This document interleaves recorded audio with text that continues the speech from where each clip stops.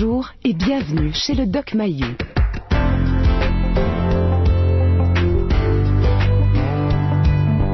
Société, débat, relations, famille. Le Doc Mayou. Retrouvons le psychiatre Pierre Mayou et notre animatrice Janine Ross. Bonjour tout le monde, bonjour Pierre. Madame Janine. Monsieur Pierre. Madame Janine. Bon, alors, on va laisser les problèmes de côté. Oui. Qu'est-ce que vous en pensez? Oui. Et nous allons rouler dans d'autres problèmes. Tout aussi intéressant. Tout aussi intéressant. Oui, parce que ce sont des problèmes qui ont des impacts en milieu de travail, autour de soi, avec les conjoints, les enfants. On parle du syndrome prémenstruel aujourd'hui. Et c'est pas une joke, c'est pas une farce. Il y a plusieurs années, il y avait des études. Il y avait des études qui avaient été mises sur pied. Je ne sais pas avec quelle université. Et je pensais qu'on était plus avancé que ça. Je croyais qu'ils avaient colligé suffisamment d'informations pour arriver avec des solutions, puis généraliser. Puis on avait, enfin, ça ressort aujourd'hui. Ils ont fait un sondage. C'est Léger Marketing. Ouais. Et ça a été réalisé entre le 31 octobre et le 13 novembre 2006 dernier auprès de 1035 femmes âgées entre 18 et 44 ans. Syndrome prémenstruel, Pierre, il y a un paquet de femmes qui le vivent à différents degrés. C'est bien important de le dire. Ça touche 90% des femmes. J'ai souvent entendu des femmes ridiculiser le syndrome prémenstruel de d'autres femmes. Oui. Je n'ai jamais entendu encore, je te dis pas que ça n'existe pas, je dis que je n'ai jamais entendu encore un seul homme ridiculiser le syndrome prémenstruel d'une femme. Je pense que les hommes trouvent pas ça évident quand ils le vivent. Quand tu vis sous le même toit, les frères, les pères. J'ai entendu souvent des femmes qui m'ont dit leur entourage féminin les ridiculisait. Et là, ça commence à être beaucoup plus sérieux, mais moi j'ai été surpris, j'ai lu l'article jeudi dernier dans la presse, ce sondage-là, et j'ai été vraiment surpris, Janine. Je savais que c'était un problème important pour beaucoup de femmes, mais pas à ce point-là. On affirme que l'entourage d'une femme sur deux remarque qu'elle souffre de syndrome prémenstruel. C'est-à-dire 50%. Qu'elle présente différentes manifestations qui ne lui sont pas coutumières. C'est ça. Changement d'humeur, irritabilité, elle n'est pas bien dans sa peau. L'entourage d'une femme sur deux remarque ça. Oui. Tu sais, c'est pas 2%, 3%. Non. OK? Non. 1 sur 5. Lors du sondage, une femme sur 5, 20%, reconnaît ressentir des symptômes sévères ou très sévères de syndrome prémenstruel. 20%. Mais ça va jusqu'à être incapable de fonctionner pour certaines d'entre elles, incapable de fonctionner avec les enfants, avec leurs conjoints, avec les collègues de travail. Puis je pensais pas, Pierre, que ça allait si loin au sens où beaucoup de Nord-Américaines vont devoir s'absenter. Elles sont pas capables de travailler, incapables de se concentrer, des maux de tête violents. La rétention d'eau, ça peut aller jusqu'à 10 livres. Ça, c'est 5 kilogrammes d'eau. Tu te sens-tu gonflé, merci? Oui. Tu sais, tu te sens pas très bien. 1 sur 3. Oui. Une femme sur 3 s'est déjà absentée du travail pour syndrome prémenstruel. Ça commence, c'est 30%, ça commence à faire du monde, là. Oui. 1 sur 3. Alors, on peut pas négliger ce phénomène-là, Pierre. Le 3/4 des femmes interrogées se disent au moins irritables avant les menstruations.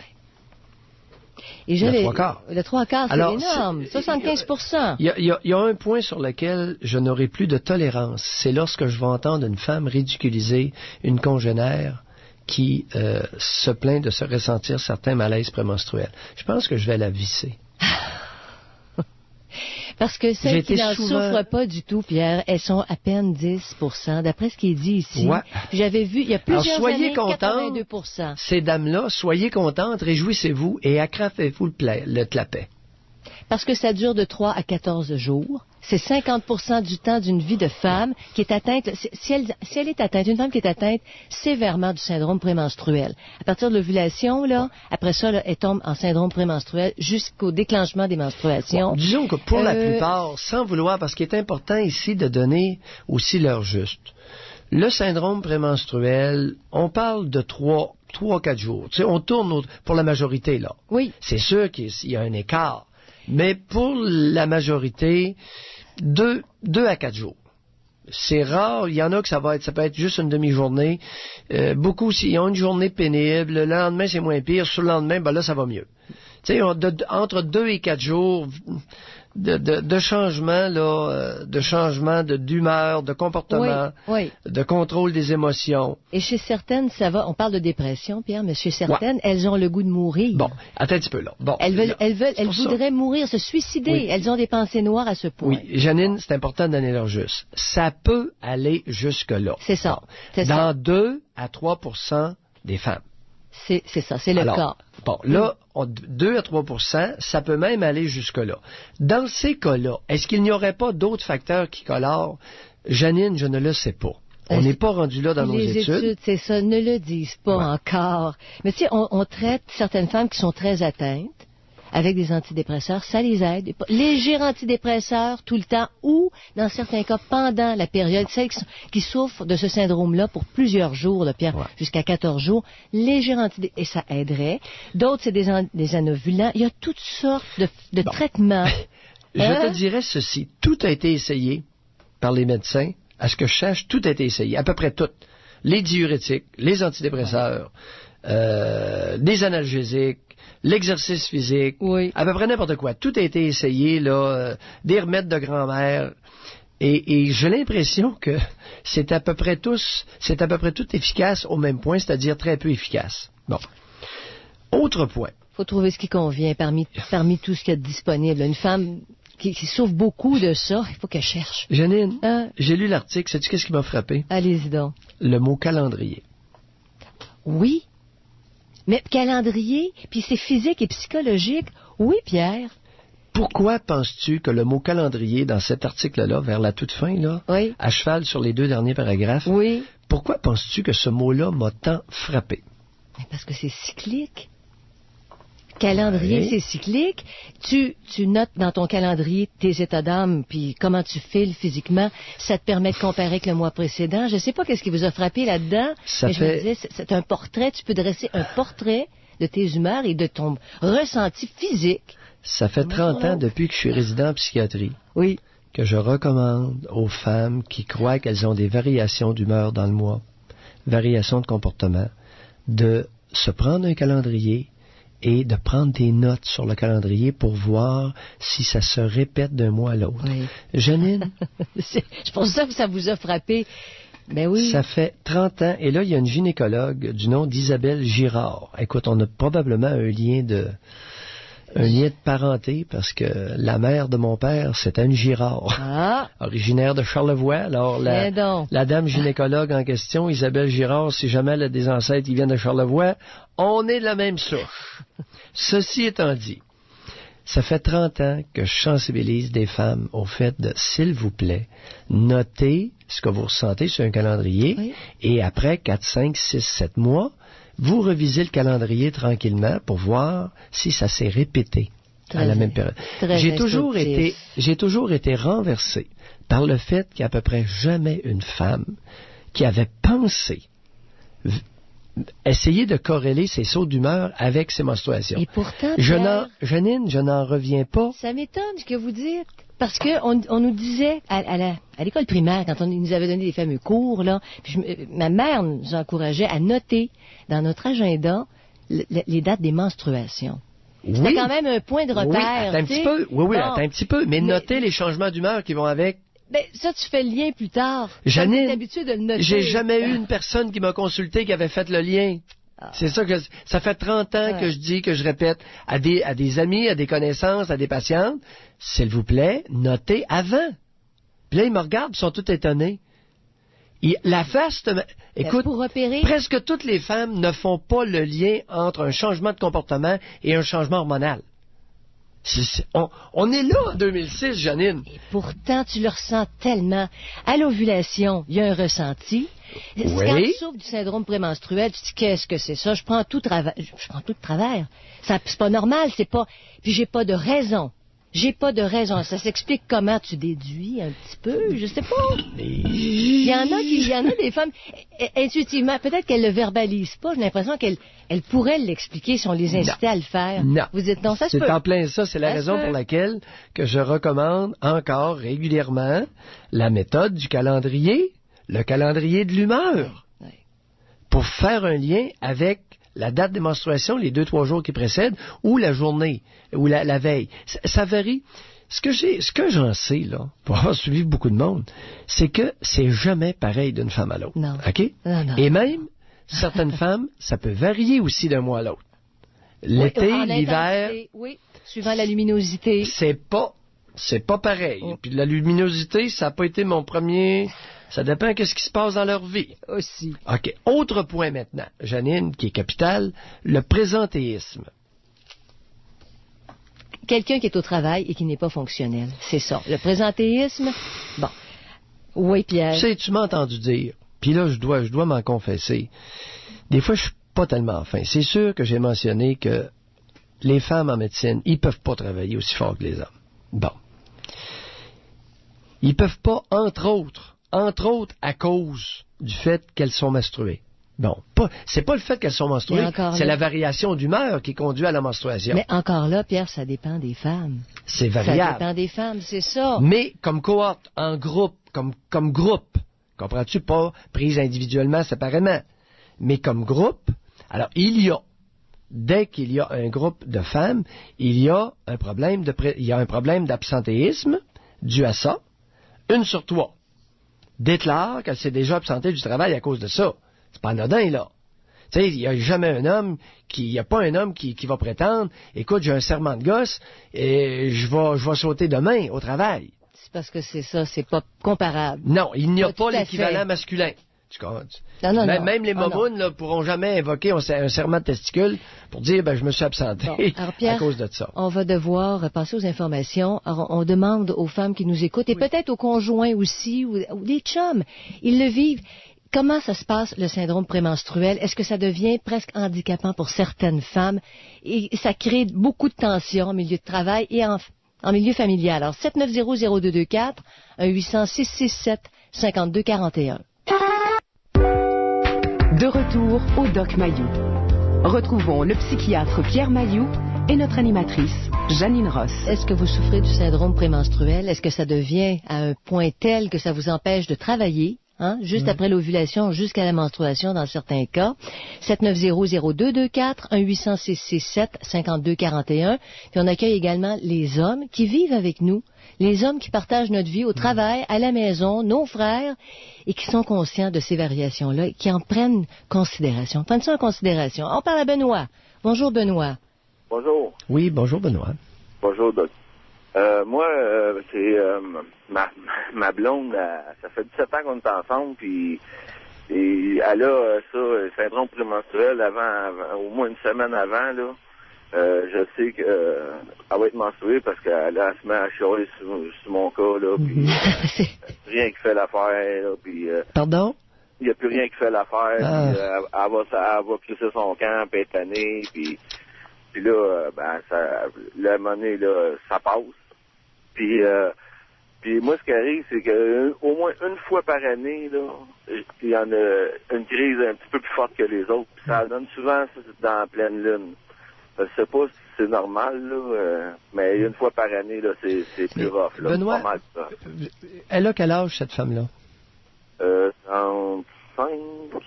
Autour de dans la trentaine. Puis ça prend de l'ampleur avec le temps, Pierre? Oui, je vais vous poser une question. Est-ce qu'il est possible que, oui, une semaine avant d'être menstruée, elle est plus irritable? Est-ce qu'il est possible qu'il y ait une partie de ses doléances qui soit fondée dans cette période-là? Une partie de ses reproches, de son chiolage, qui soit un peu fondée. Oui, elle est plus chioleuse, mais est-ce que ça se peut qu'elle ait une couple de bonnes raisons de chioler aussi? Oui, c'est sûr, là. Comprenez-vous mon point? Ça amplifie, par contre. Ça amplifie les choses parfois, le syndrome prémenstruel. Ça peut amplifier, mais sur quel point que vous êtes pas tellement drôle? Jusqu'à quel point je suis pas tellement drôle? Non, sur quel point? Ah, OK, sur quel point? C'est,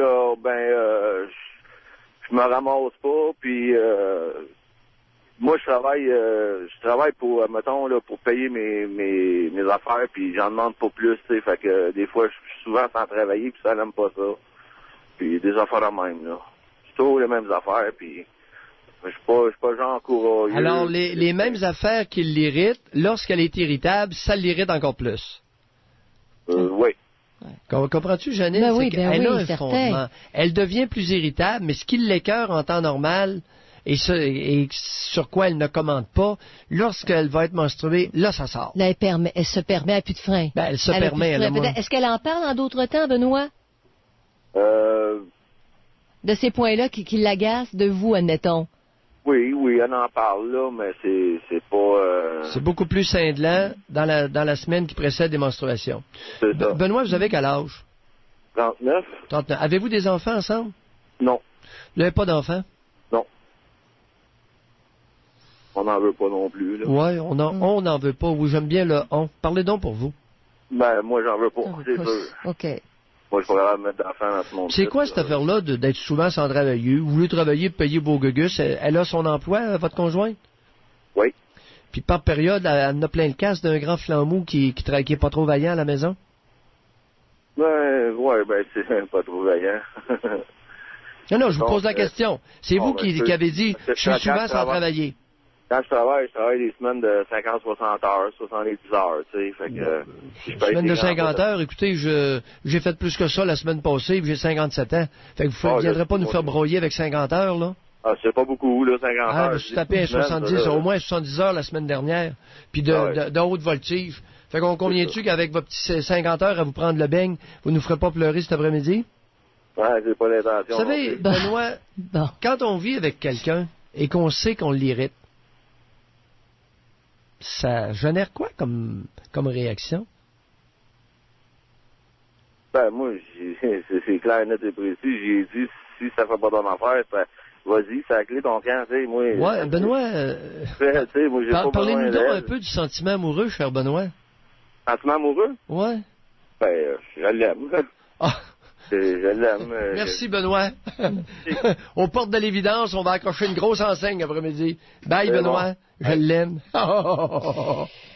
Bye. Alors, bon. Ça devient un agent accélérant, admettons. Bon. Il y a tout un contexte. Oui, le changement hormonal peut amener une irritabilité plus élevée. Oui. Mais on convient-tu que les sources d'irritation sont majeures pour cette femme-là? La femme ne souffre pas d'hallucination. Qui travaille pas. En autant, j'ai de l'argent de payer mes affaires, tu sais. Tanne-moi pas trop. Je l'aime. Bon.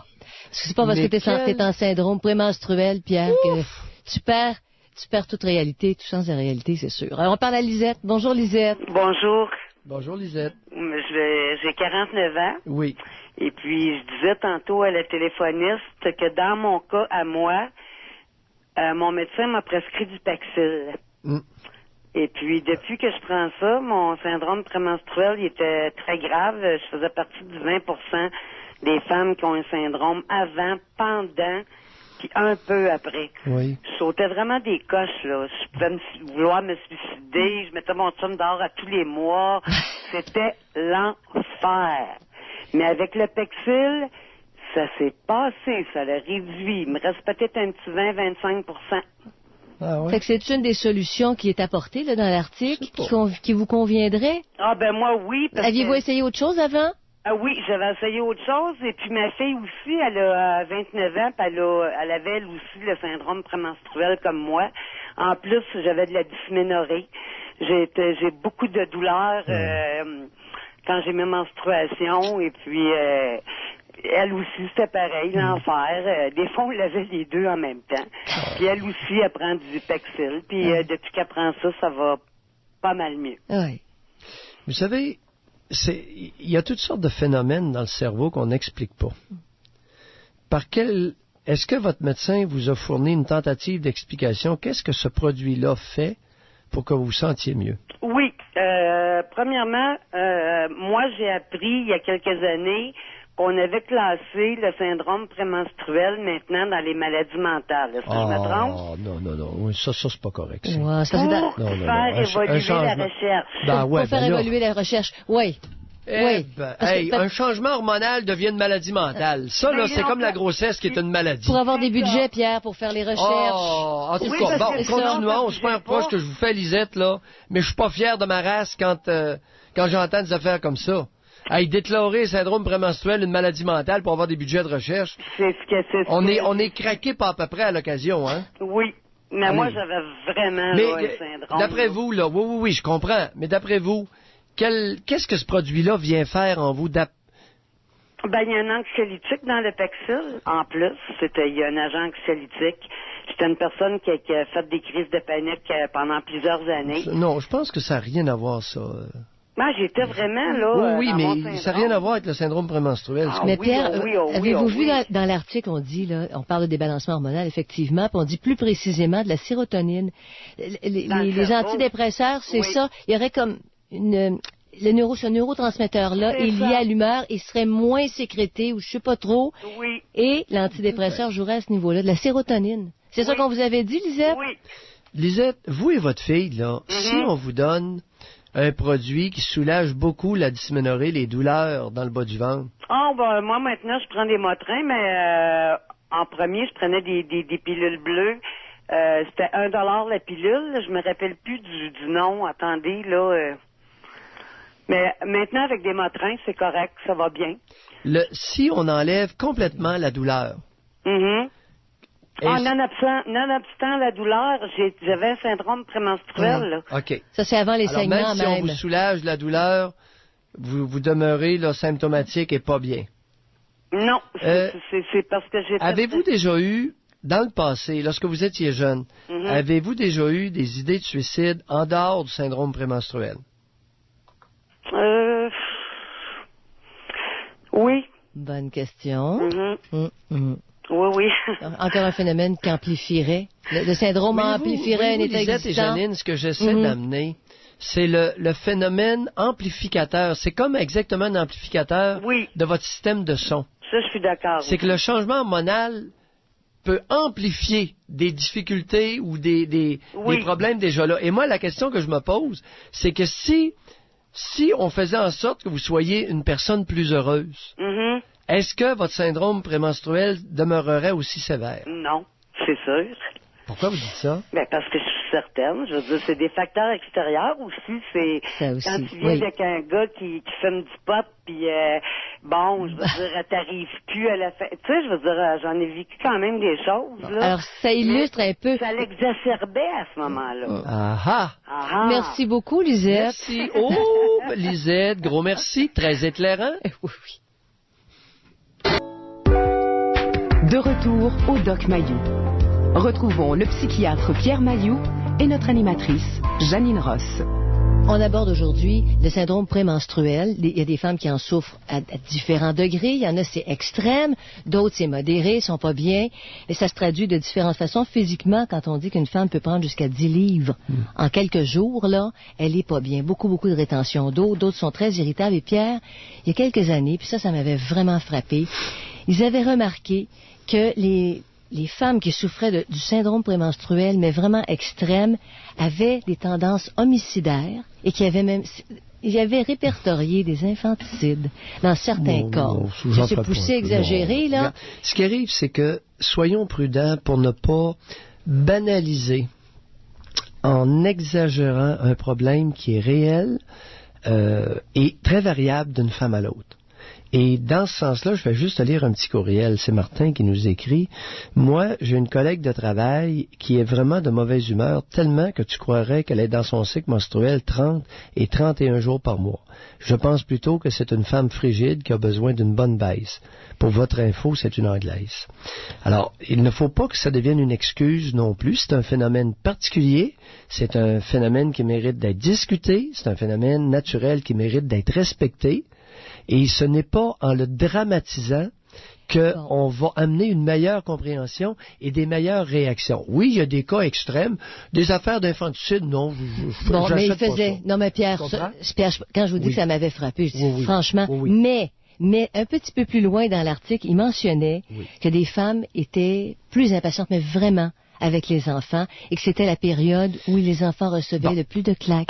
Et ça pouvait coller à une certaine réalité. Les mères le regrettent par la suite. Janine, elles ne sont pas capables de se supporter elles-mêmes. Bon, là, tu viens, par exemple, il fallait l'ouvrir, celle-là. Oui. Alors, on reconnaît que c'est le groupe d'âge d'enfants qui se font le plus frapper par leur mère, c'est les petits 3 ans. Et la question qu'on doit se poser maintenant, est-ce qu'il est possible que dans la période prémenstruelle ou première, deuxième journée de menstruation, que les tout-petits se fassent beaucoup plus frapper? Ou après l'ovulation, le fameux syndrome avant la menstruation. Non.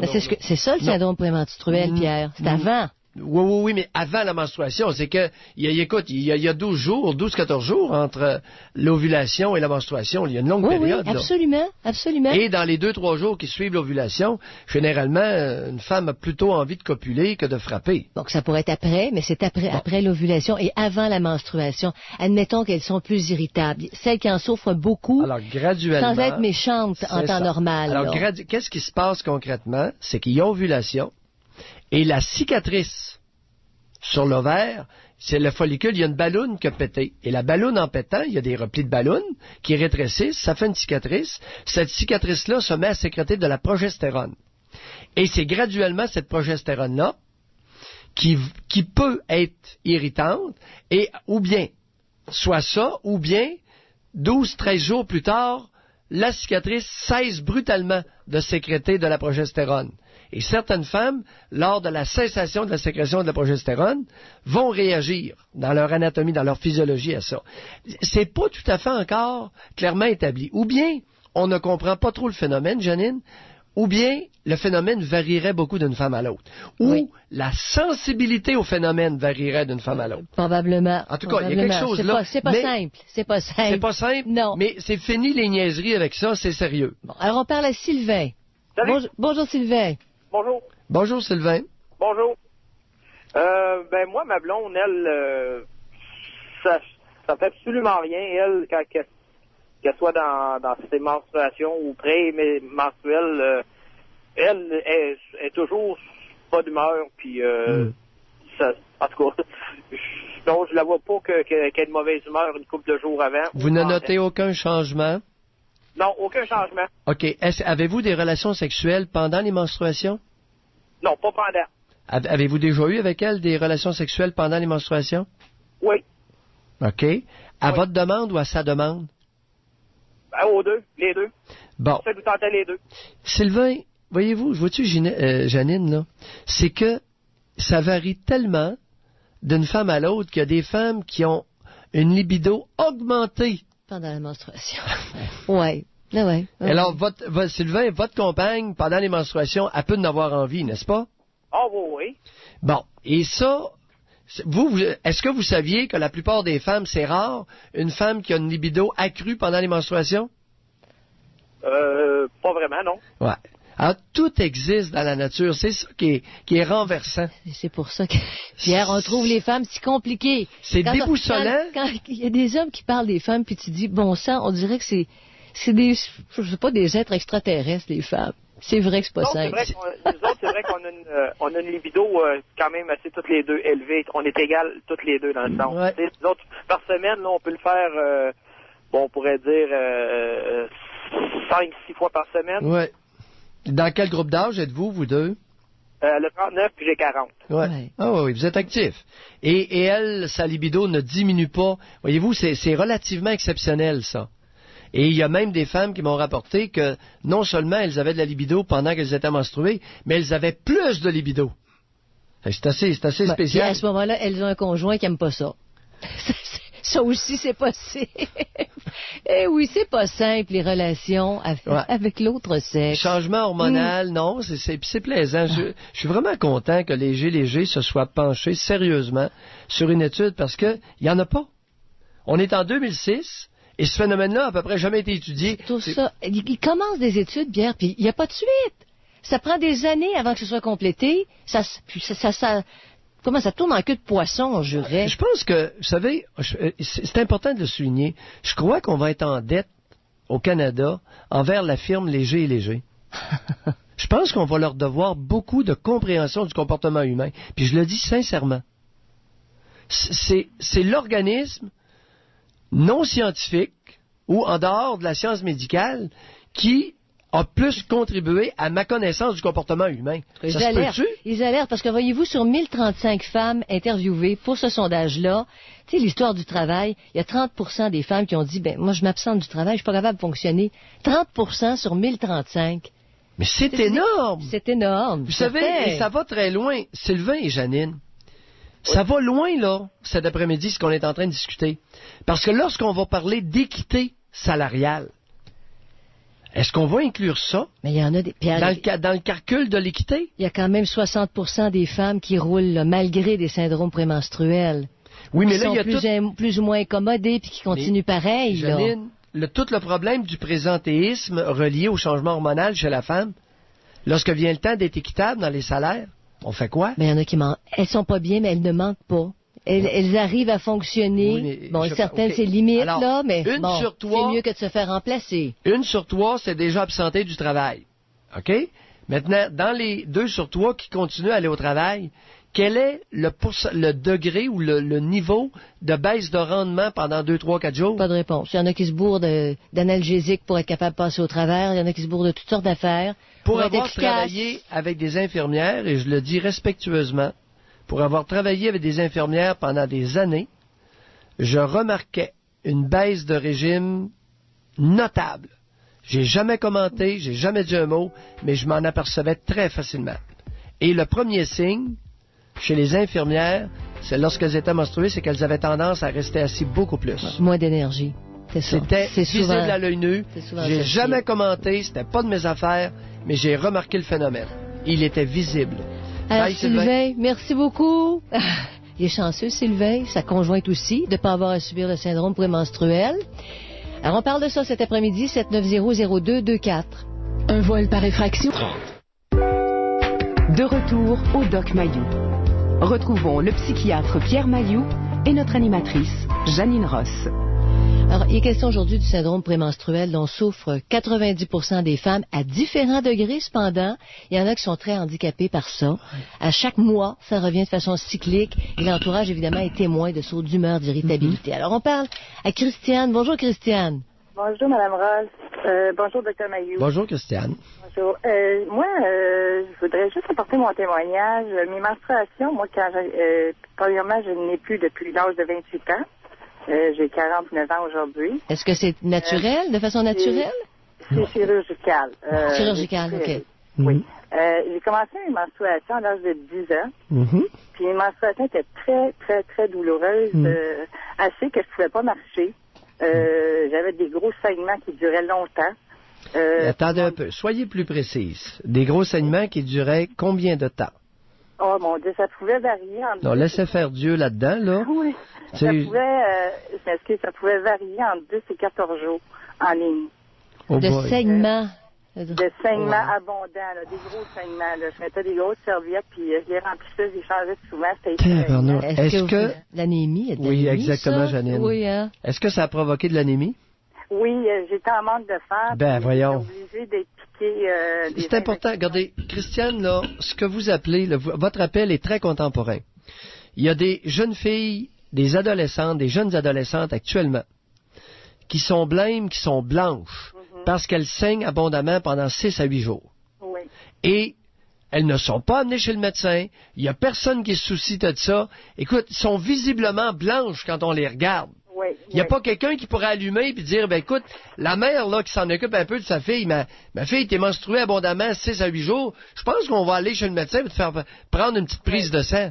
Mais moi, c'est ma mère qui m'avait emmené voir un docteur, justement, dans le temps. Oui, ben là, actuellement, les mères, il y en a plusieurs qui ne s'occupent pas de leur fille, là. Oui. J'en profite pour le dire. En fin de compte, j'avais des injections pour l'anémie. Je faisais beaucoup d'anémie. Bon. Oui. Deuxième point. Maintenant, les médecins et les gynécologues peuvent très bien prescrire des anovulants à une petite fille de 10 ans pour qu'elle soit menstruée beaucoup moins. Oui, oui. La pilule anticonceptionnelle a ça comme avantage de raccourcir de beaucoup, dans la plupart des cas, le temps de saignement, pour ne pas dire l'éliminer. Est-ce que ça vous avait été proposé, Christiane? Oui, c'est ça, j'en viens, c'est que... Ah, excusez-moi, je me tais. Ensuite, mes humeurs étaient épouvantables. J'étais agressive, là, pas juste irritable, j'étais agressive. Maintenant, vers l'âge de... J'ai eu 2 enfants, vers l'âge de 28 ans, c'était rendu trop épouvantable. Le médecin m'a proposé toutes sortes de choses. Une pilule pour enlever le mal de ventre.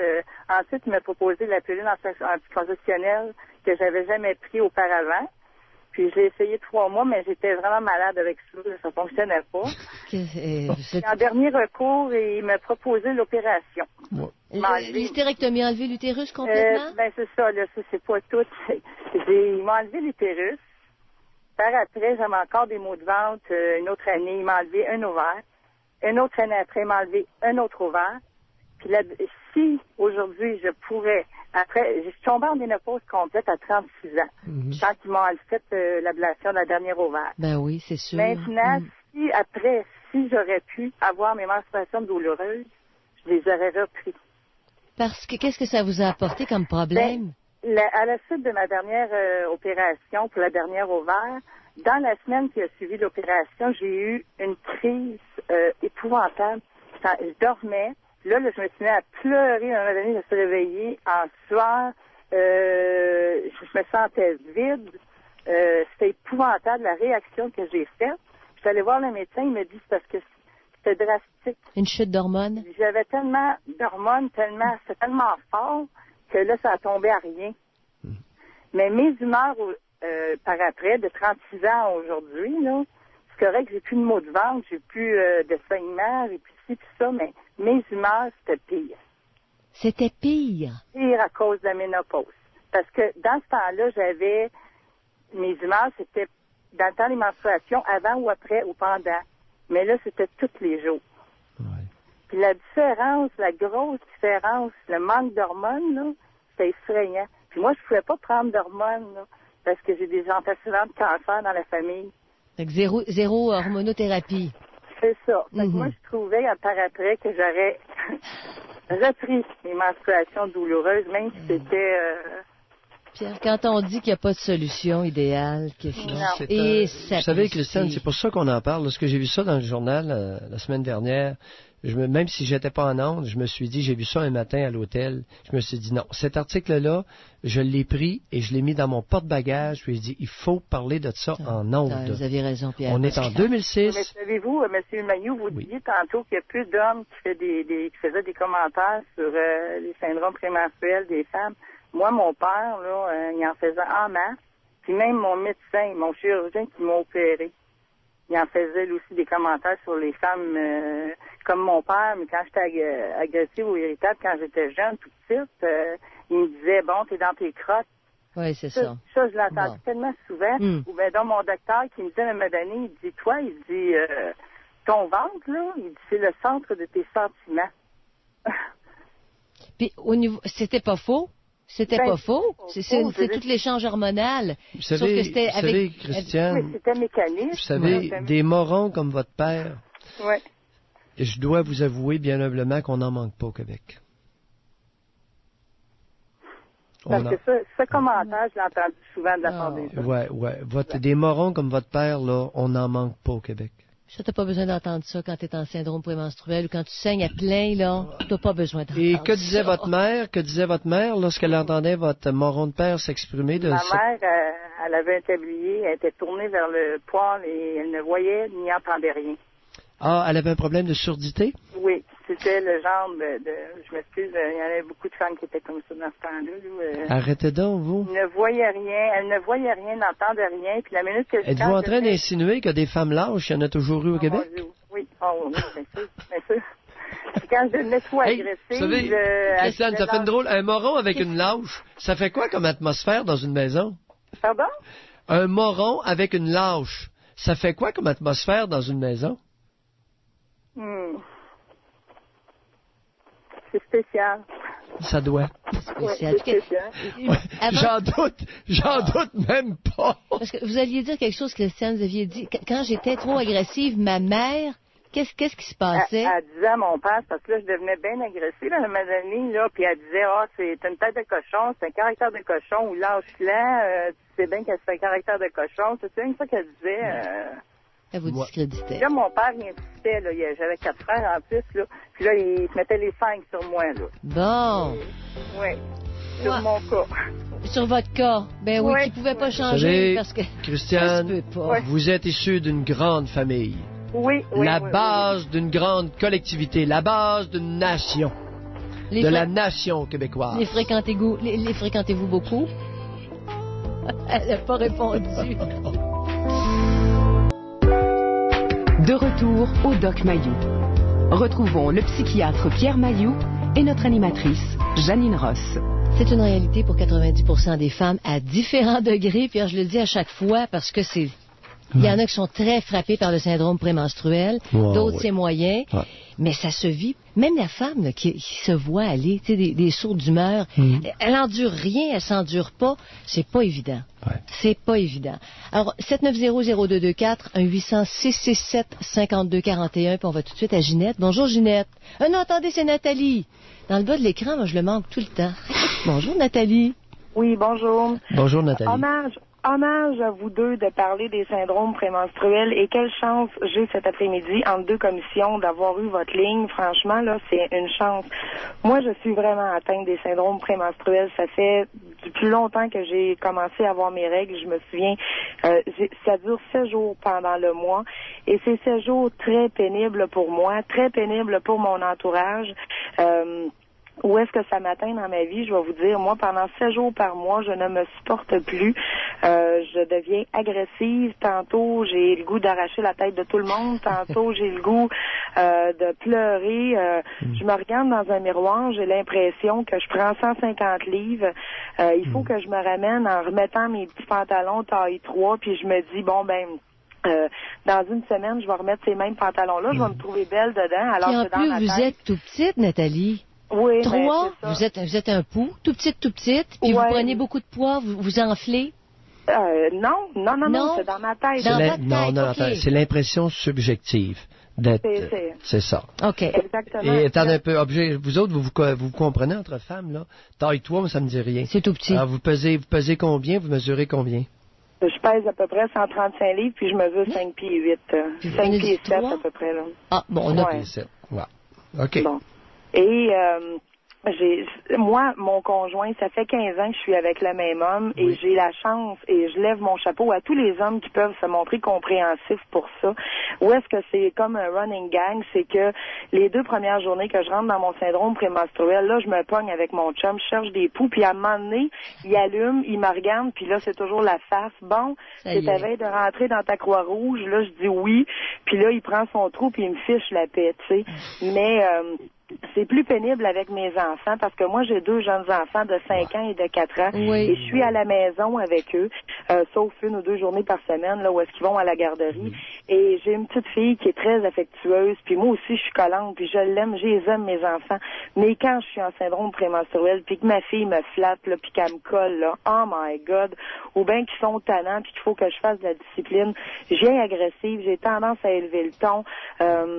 La seule moyen, moi, j'ai consulté un médecin, j'avais parlé de ça à mon médecin de famille, puis elle voulait me prescrire des antidépresseurs, puis j'ai jamais voulu, parce que moi, dans ma tête, des antidépresseurs, ça rend légumes, puis j'ai pas le goût de me rendre légumes, même si c'est 7 jours par mois. Mais elle vous a pas proposé d'abord les anovulants ou quelque chose d'autre que ça? Elle vous a pas proposé d'autres choses? Ouais, mais les anovulants, moi, ça me donne mal à la tête, puis là, pour régler un problème d'anémie, j'ai le stérilet Mirena qui me coupe mes règles, mais qui ne m'enlève pas mes syndromes prémenstruels. Okay. Et c'est pas évident, Dr Mayou, honnêtement, là, moi, ça illustre bien, ce n'est pas le saignement qui est le problème. Ce n'est pas la menstruation comme telle, c'est le changement d'hormones. C'est ça. Ouais. Même si on coupe, voyez-vous, on a entendu quelqu'un qui nous a dit, coupe la douleur. Coupe la douleur, ça change rien. Coupe la quantité du flux menstruel, ça change rien. C'est le changement d'hormones dans le corps. C'est le changement hormonal qui va titiller le cerveau. C'est tellement effrayant. Pierre, vous parlez souvent du dépôt Provera. Oui. N'est-ce pas? On le prescrit quand il y a des cas de... Comment t'appelles ça? L'endométriose, entre autres. Tu sais, t'es couvert tout le temps. Puis il y a des femmes qui prennent ça, là, puis sont incapables de supporter ça, puis sont prises avec ça pendant 3 mois dans le sang. Incapables. Elles deviennent agressives. Moi, je l'ai vécu. Avant de cliquer là-dessus, je dis, mais c'est ça. Mais c'est ça. La pression montait, comme le syndrome. Exactement. Nathalie, c'est ça. Oui. C'est ça. Non, ça compte. Les hormones, ça joue en Moses, hein? Oui, chacune a sa réaction. Alors, pour vous, la pilule anticonceptionnelle, ça vous fout des maux de tête? Oui, ça me donne mal à la tête et ça me coupe toute la libido. C'était pas une solution. Moi, c'est pas la pilule qui m'empêche de tomber enceinte. Vous savez, vous n'êtes pas la seule, Nathalie. Vous n'êtes pas la seule à rapporter une baisse de libido importante après, avec la prise d'un ovulant. Mais docteur Mailloux, on fait quoi? Avez-vous une solution, vous, à apporter pour le syndrome prémenstruel? Non. D'abord, moi, savez-vous, une des solutions... Oui, allez-y. Allez-y. Moi, quand je tombe en syndrome prémenstruel, j'ai des rages et des obsessions de sucre. Et la seule chose qui m'apaise, c'est quand, mettons, je viens, là, comme une boule de feu, là, je mangerais du sucre à la cuillère et après ça, je file low profile. Sauf que, après ça, je suis pognée avec 5-6 livres de trop, puis il faut que je fasse attention pendant le reste du mois. Ça me tente pas. Si au lieu de prendre du sucre, vous prenez un peu de miel, mettons des petits baklava ou des petits desserts au miel. J'aime mieux pas en prendre, parce que si j'en prends un, je vais en prendre 15. C'est ça. C'est répertorié, hein, Pierre? Là. Si vous en prenez, mettons, dans cette période-là, si le sucré, pourquoi vous prenez pas un peu de miel? C'est beaucoup plus sain que de prendre du sucre. Et puis prendre des petits baklava ou quelque chose, puis vous en mangez pas 15, par exemple. Disons que vous êtes systématique, vous vous limitez à 2 ou à 3. Ça pourrait pas être avoir un petit côté apaisant? Je vais manger des fruits, ou tu sais, je vais manger. Mais est-ce que votre âge de sucre est relativement calmé par les fruits? Oui puis non, mais tu sais, moi, je surveille beaucoup mon poids, hein, fait que j'essaie de faire attention, quitte à me serrer les dents, là, puis non, mais au lieu de... En tout cas... Ça rend agressif quand tu te retiens. Un petit dessert au miel, là, c'est pas nécessairement une demi-tranche de pain avec un peu de miel dessus, non? Puis il y a quelque chose aussi, le stevia. C'est une plante et ça donne, si t'en mets pas beaucoup, c'est très sucré. Puis ça, c'est 0 calories. 0. Comment vous avez appelé stevia. S-T-E-V-I-A. On prend ça dans les... Mais c'est très pesant. C'est pesant parce que c'est les remises en question. Je suis-tu correct? Je suis-tu une bonne mère? Vous savez, Nathalie, le fait de savoir est rassurant pour beaucoup d'êtres humains. Le fait d'être légitimé est rassurant pour beaucoup d'êtres humains. C'est pour ça qu'on en parle cet après-midi. Pour permettre à des femmes qui se sentent, qui vivent ça comme vous, d'être rassurées et de dire non, on n'est pas folle. Et moi, ça m'écoeure quand je vois le syndrome prémenstruel inclus des maladies mentales, ça me fait suer en maudit. Je joue pas à cette game-là. OK? Non. Et c'est un problème. C'est ça que les G ont fait avec leur étude. Ils viennent de légitimer un problème réel ou une caractéristique naturelle survenant chez beaucoup de femmes. Pénible à vivre, mais naturelle quand même. Mais quand tu sais que ça va passer, c'est ça. Nathalie, quand vous dites, j'en ai pour 7 jours, j'essaie de faire attention, je change mon alimentation, je me calme le plus possible. Certaines femmes invoquent un exercice modéré. J'ai bien dit modéré. Marche rapide, tu sais, certaines choses. Peut-être pas la première journée des menstruations, mais un peu avant. Docteur Mailloux, je veux pas... moi, je suis une fille qui m'entraîne 5 jours par semaine, là, tu sais. Et puis quand je suis en syndrome prémenstruel, l'entraînement, j'ai pas le goût d'en faire. Vous n'avez pas le goût d'en faire? Vous n'avez pas d'énergie, hein? Non. C'est au niveau de l'énergie que ça suit pas. Vous savez, il y a des médecins, des vieux médecins qui utilisent un petit peu de diurétique. Et ça, j'ai souvent vu ça dans ma pratique. Les médecins de campagne, puis c'est chez les personnes qui se sentent particulièrement ballonnées. Un petit peu de diurétique. OK. Dans ce temps-là. Ça fait des humeurs, ça? Pardon? Ça a-tu un effet... ça enlève la sensation de... écoutez, c'est pas bête comme... Ça enlève une partie de... Ça fait uriner davantage et ça enlève un peu de la rétention d'eau. Et il y a certaines personnes qui vont se sentir allégées. Il y a une foule de gugus qui étaient essayés, mais pas de façon suffisamment systématique pour dire que dans tel pourcentage de cas, par exemple, ça peut être aidant. Mais à peu près tout est... Si c'était les hommes qui avaient le syndrome prémenstruel, ça ferait longtemps qu'ils auraient trouvé une pilule pour le calmer, c'est sûr. Ça, Nathalie, je le sais pas. Je l'entends souvent. Vous savez, Nathalie, en termes d'études du comportement humain, féminin ou masculin, là, il y a à peu près rien. Je vous dis... probablement que d'ici quelques années, le groupe qui va avoir fait le plus avancer la compréhension de du comportement humain, ça va probablement être léger. La firme léger. Tu sais, j'en reviens pas. Parce que moi, où est-ce que ça me tue le plus, c'est face à mes enfants, parce que je trouve qu'ils n'ont pas d'affaire à subir ça, parce qu'ils comprennent pas pourquoi ils ont une mère folle en dedans de 24 heures. Là, Nathalie, voyez-vous, les qualificatifs comme ça, là, ça devrait disparaître de votre bouche. Une mère irritable, oui. Folle, non. Parce que ça, c'est pas aidant ce que vous venez de dire, là. Ça, c'est pas aidant pour vous. Alors, Nathalie, on va se laisser là, mais ce que Pierre vous a suggéré, c'est peut-être à explorer. Quoi, ça veut un diurétique, là, Pierre? Je sais pas. Je vais discuter avec le médecin de famille. Effectivement. Tu sais, ou des trucs naturels qui seraient un peu diurétiques. Peut-être, je sais pas. De retour au Doc Mayou.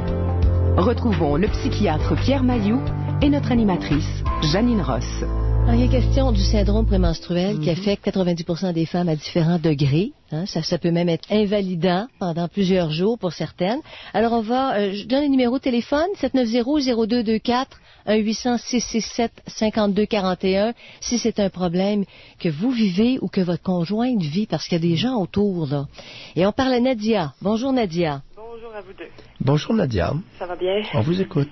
Moi, c'est anecdotique un petit peu, mais je trouvais que c'était circonstance parce que la semaine passée, bon, évidemment, j'ai commencé mes menstruations et cette journée-là, j'ai eu une attitude accusatrice de la part de mon patron, parce qu'il n'arrivait pas dans son argent de la veille, etc.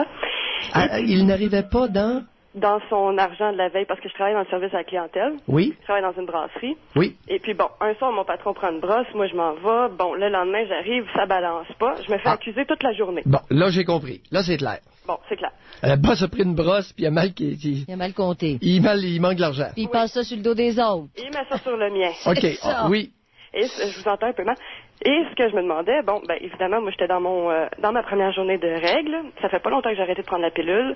Fait que j'ai trouvé ça totalement insupportable et j'ai foutu le camp. J'ai laissé mon travail. Vous avez remis votre démission? Oui, ce jour-là. Là, à la fin de la journée, toute la journée, mon patron m'a accusé, m'a servi une attitude accusatrice. Bon, tu sais très bien combien qu'il manque, parce que moi, je savais que j'avais de l'argent trop. Mais, en tout cas, il sait très bien que je suis une personne honnête et je sais très bien que j'en suis une. Et puis j'ai vraiment pas digéré ça. Toute la journée, il m'a servi cette attitude-là. Puis je peux vous dire à quel point j'avais le dos noué, tout le corps fatigué, le moral. Et puis là, à la fin de la journée, j'ai sauté un peu de coche, comme on dit. Et puis je l'ai envoyé paître et je suis partie. Vous l'avez envoyé paître dans quel mot? Là, évidemment, je voulais m'expliquer, puis le patron voulait rien entendre. Un jour, j'ai dit « fuck you » et je suis partie. Vous lui avez dit « fuck you ». Oui. Non. Ça, c'est peut-être ça, là, qui me dit, là, ça c'est mon syndrome menstruel, parce que c'est pas moi. Fuck you, buddy. Là, c'est ça, un moment donné, là, regarde, c'est bon. Là, fuck you, mange jamais, je m'en vais. Bon. J'aime ça, ces histoires-là. Donc. Comment j'aime ça, ces histoires-là? Vous savez qu'est-ce que j'aime? Oui. Je vais vous le dire. Oui, vous me posez la question. J'aime ça lorsqu'une femme se défend. Ah, bon, bien. Merci. Et elle utilisera le langage et les moyens du bord. J'aime quand un homme se défend. J'aime quand une femme se défend. À un moment donné... Les histoires de femmes qui doivent plier les chines au Québec, là, ça devrait terminer, ça. Surtout que et la même chose pour les hommes. Le patron est un vieux grec de l'ancienne génération, justement. Peu importe son âge, sa nationalité, son sexe, la longueur de son membre, fuck you. Mais il a compris ce que vous avez dit. Oui, il a très bien compris. C'est dans un langage pour qu'il comprenne, justement. Yes. Mais ce que je me demande, c'est si j'avais pas été dans mon syndrome prémenstruel ou menstruel, si on peut appeler ça comme ça, si j'avais justement plié les chines ou si j'aurais quand même mis les voiles. Vous ça, savez, je me le demande. Nadia, auriez-vous riposté même si vous n'aviez pas été menstruée? Non. J'aurais riposté, mais est-ce que j'aurais quitté ça, je sais pas. Vous n'auriez pas riposté. Vous pensez pas? Ouais. Dans votre cas, là, le changement hormonal vous a aidé à réagir de façon plus adaptée à la circonstance. Ben c'est ça, des fois je me demande si c'est pas régulateur, on est patient tout le mois, puis à un moment donné, on claire tout ce qui dérange. Nadia, tiens donc. Nadia et Janine, ça va loin. Voyez-vous, le bonhomme était pas respectueux. C'est pas la première fois qu'il est pas respectueux. Oh que non. Bon. Comment ça se fait, je sais ça? Je sais pas, hein? Parce que s'il avait fait ça une fois, tu te dis, c'est quoi, là? Il s'est pris au cheveu avec sa femme hier, il y a quelque chose, il a mal au ventre. Mais, si c'est régulier, tu dis, oups, là, c'en est une de trop. Ouais, ça passe pas. Ça passe pas cette fois-là. Vous savez, les changements hormonaux, au lieu d'être nivelés, auraient peut-être avantage à être mieux compris, à l'occasion utilisés de façon adaptative. Et je pense que vous en êtes un sacré bon exemple. Bon. Fait que ça vous a servi. Ça m'a servi. Sauf qu'il faut qu'elle se trouve un emploi, non, là. le vieux bouc, là, non, là, il a vraiment abusé. Et votre changement hormonal a été un peu l'essence d'une réaction. C'est bon. Oui, c'est un moteur de changement. C'est un moteur de changement. Fuck you, buddy. Puis si vous retournez travailler là, des grossièretés comme ça, c'est terminé. Oh, je retourne, prends tes brosses. Non, mais comprenez-vous? Ouais. C'est fini, ça. Qu'il prenne ses brosses puis qu'il assume ses niaiseries. Exactement. Quelqu'un pas le peuple avec ça. Exactement. Espèce de vieux bouc. Fait que là, Nadia, vous êtes en recherche d'emploi. Exactement. Bon, puis vous assumez, puis c'est correct. C'est ça? Je l'assume. C'est sûr que je me sentais coupable parce que, bon, je sais que... Voyez-vous ce qui est pas normal? Ce qui est pas normal dans votre cas, et ce qu'on on va prendre 2 minutes pour investiguer ça, pour gratouiller ça un peu, c'est en quel honneur qu'une réaction adaptée a généré de la culpabilité en vous. Parce que je me suis tellement fait dire que j'avais mauvais caractère, puis que j'étais susceptible. Fait qu'on enquête. Mais par qui, Nadia? Ma famille, mes parents, la famille élargie. Qui? Ça a toujours été ça. Qui? Ma mère, mon père. Bon, mon père, quand je me fâchais après, c'était Nadia qui se rebiffe. Ma mère, c'est ça. Elle aussi, elle trouve donc des mauvais caractères. La famille, ça a toujours été le Nadia, quel impact ça a sur le développement d'une petite fille? Le fait que sa mère trouve qu'elle a mauvais caractère, au lieu d'apprécier la force de caractère de sa fille, qu'est-ce que ça a comme effet, moi, à long terme et moyen terme? Ça a exactement comme effet de diminuer la capacité de s'affirmer quand on est dérangé par quelque chose. Bon, moi, évidemment, j'ai de la misère parce que, j'ai été élevée soit dans le non-dit, soit dans une crise de colère, disons. Chez nous, on dit pas, j'aime pas ça quand tu fais ça, on se tait ou on crie qu'on n'aime pas ça. Fait que ce qui est arrivé, c'est que j'ai jamais eu de milieu. Excuse-moi, ça me dérange, j'aimerais ça que ça se passe autrement. Et puis essayer de négocier, ça, j'ai pas appris ça. On vous incitait pas à expliquer vos affaires. Je me tais, j'encaisse, puis à un moment donné, je saute une coche. Mais vous êtes en train de décrire, vous savez, on m'accuse de dire des grossièretés à la radio. Vous êtes en train de décrire vos 2 parents comme étant 2 parfaits morons. Je n'ajouterai rien. Moi. Non, écoutez, 2 incompétents de pire espèce. Vous nous dites dans vos mots, écoutez, au niveau éducationnel, c'est 2-0, 2 nuls. Est-ce que j'ai bien compris? Du point de vue émotionnel, oui. Oui, j'ai appris des très bonnes valeurs, la générosité, l'honnêteté, toutes sortes de choses, mais pour s'affirmer soi-même... Non, regardez, générosité... Envers les autres, mais prenons la générosité. Oui.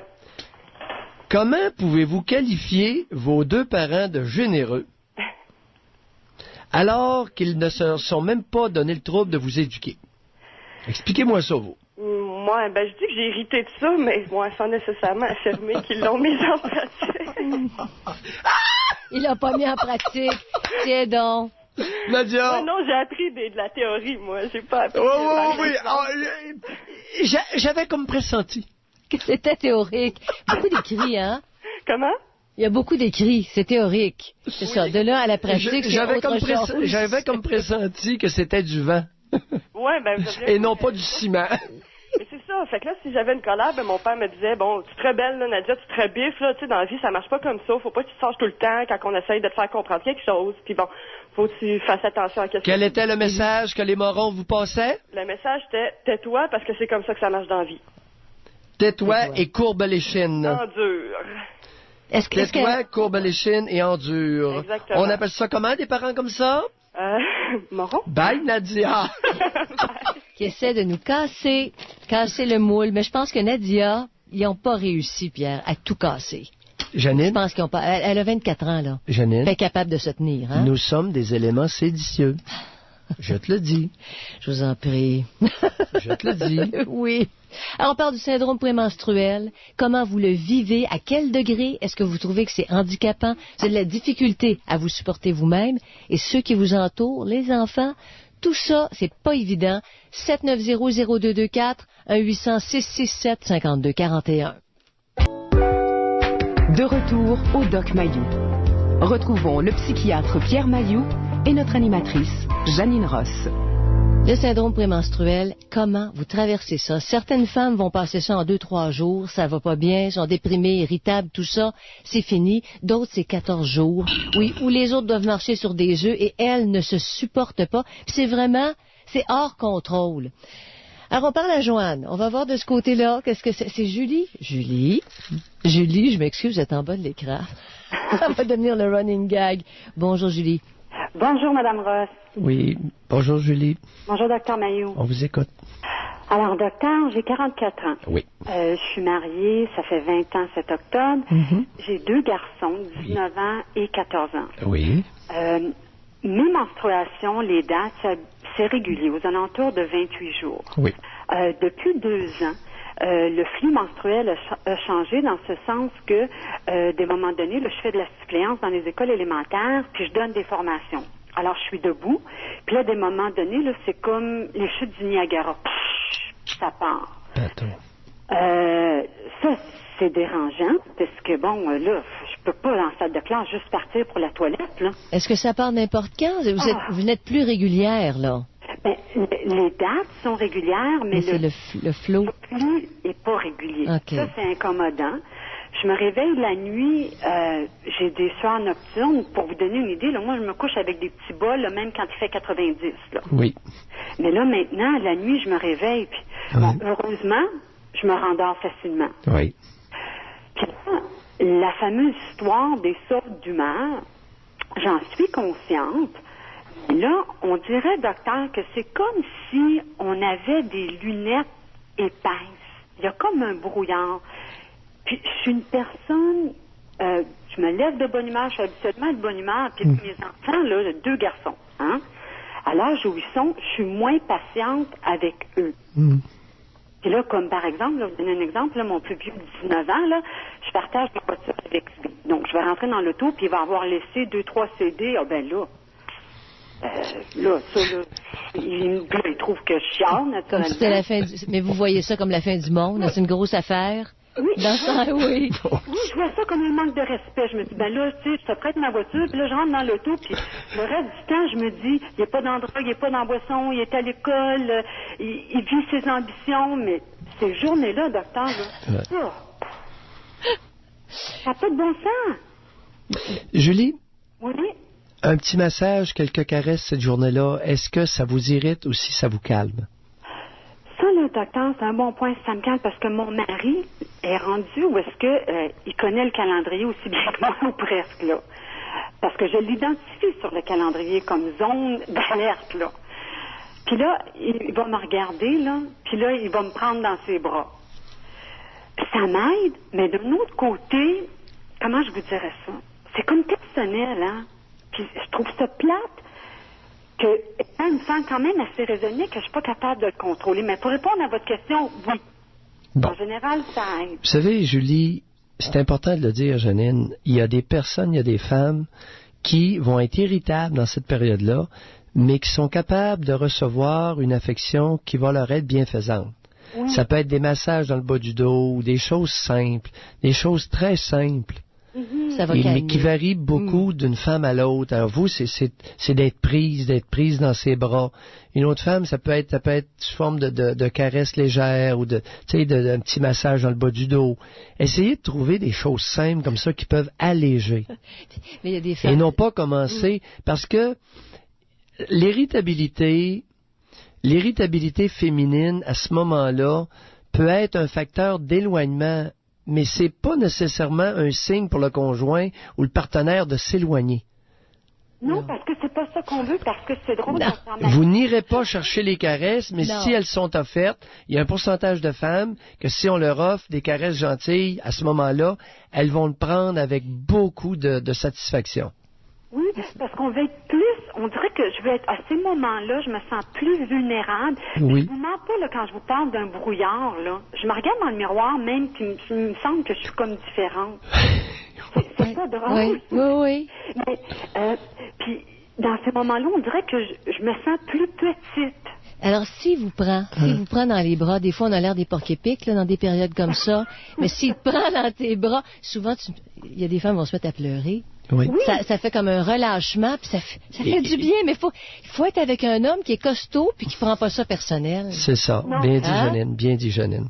Oui, puis docteur, par exemple. Et même si une femme se met à pleurer, pour les hommes, là, auxquels ça peut arriver, on ne dit rien. Mais non. On se ferme, on ne pose pas de questions, puis on ne commente pas.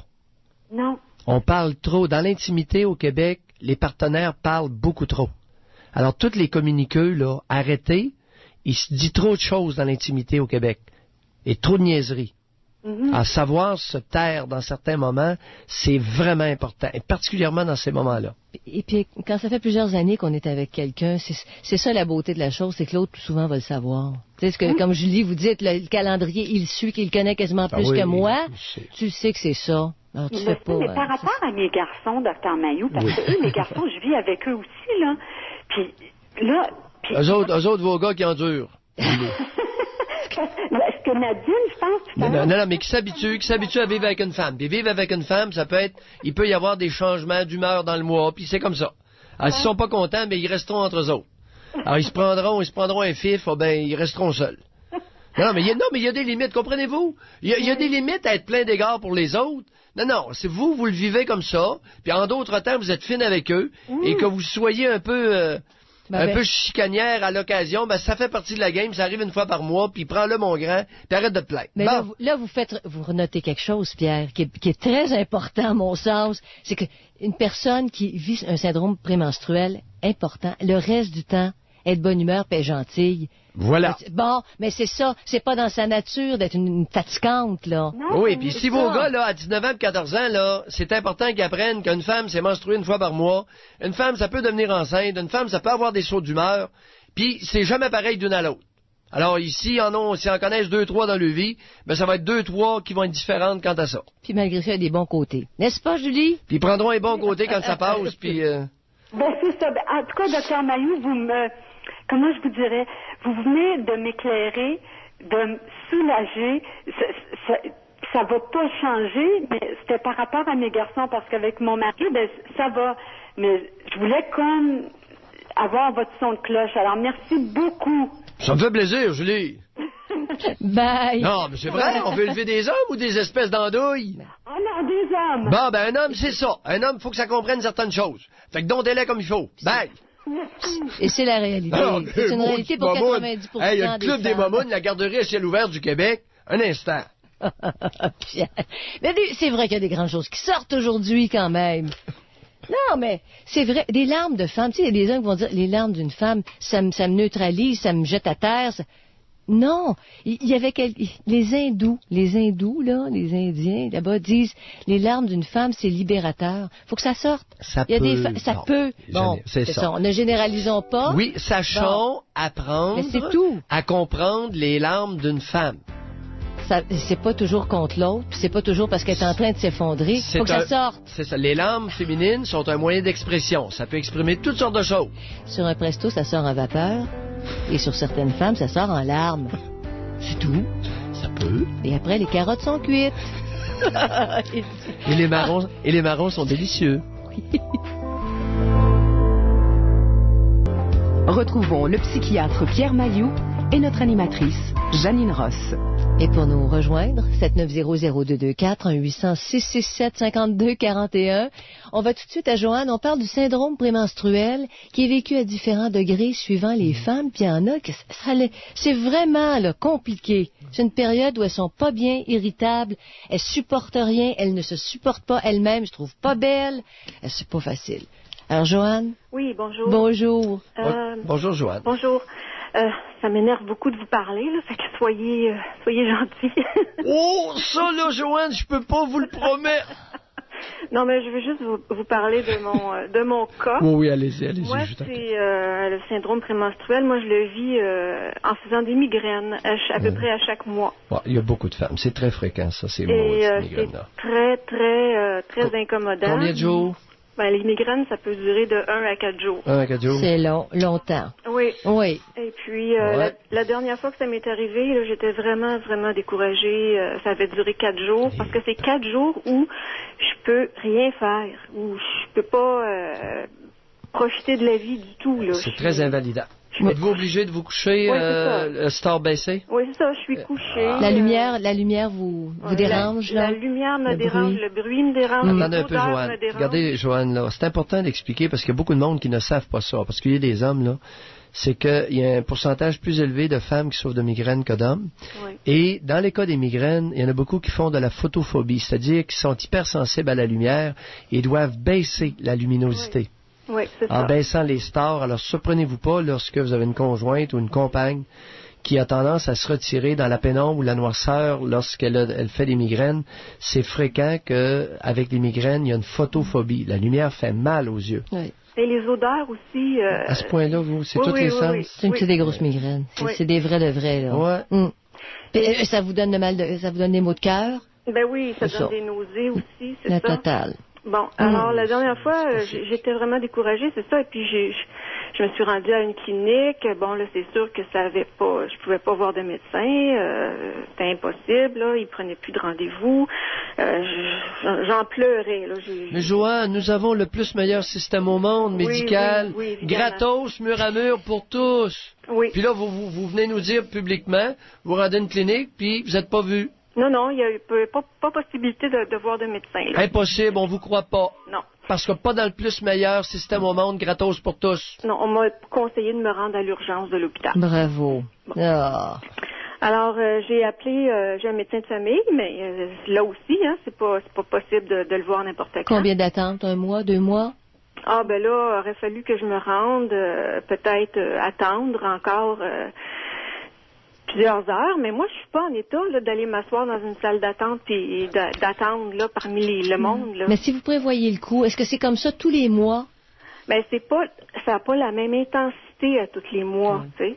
C'est pas la même chose à tous les mois. Mais finalement, j'ai pu voir un médecin cette fois-là qui m'a prescrit un médicament que je prendrai dorénavant à tous les jours. Puis c'est un médicament qui est utilisé dans le cas de l'épilepsie et de la maladie bipolaire.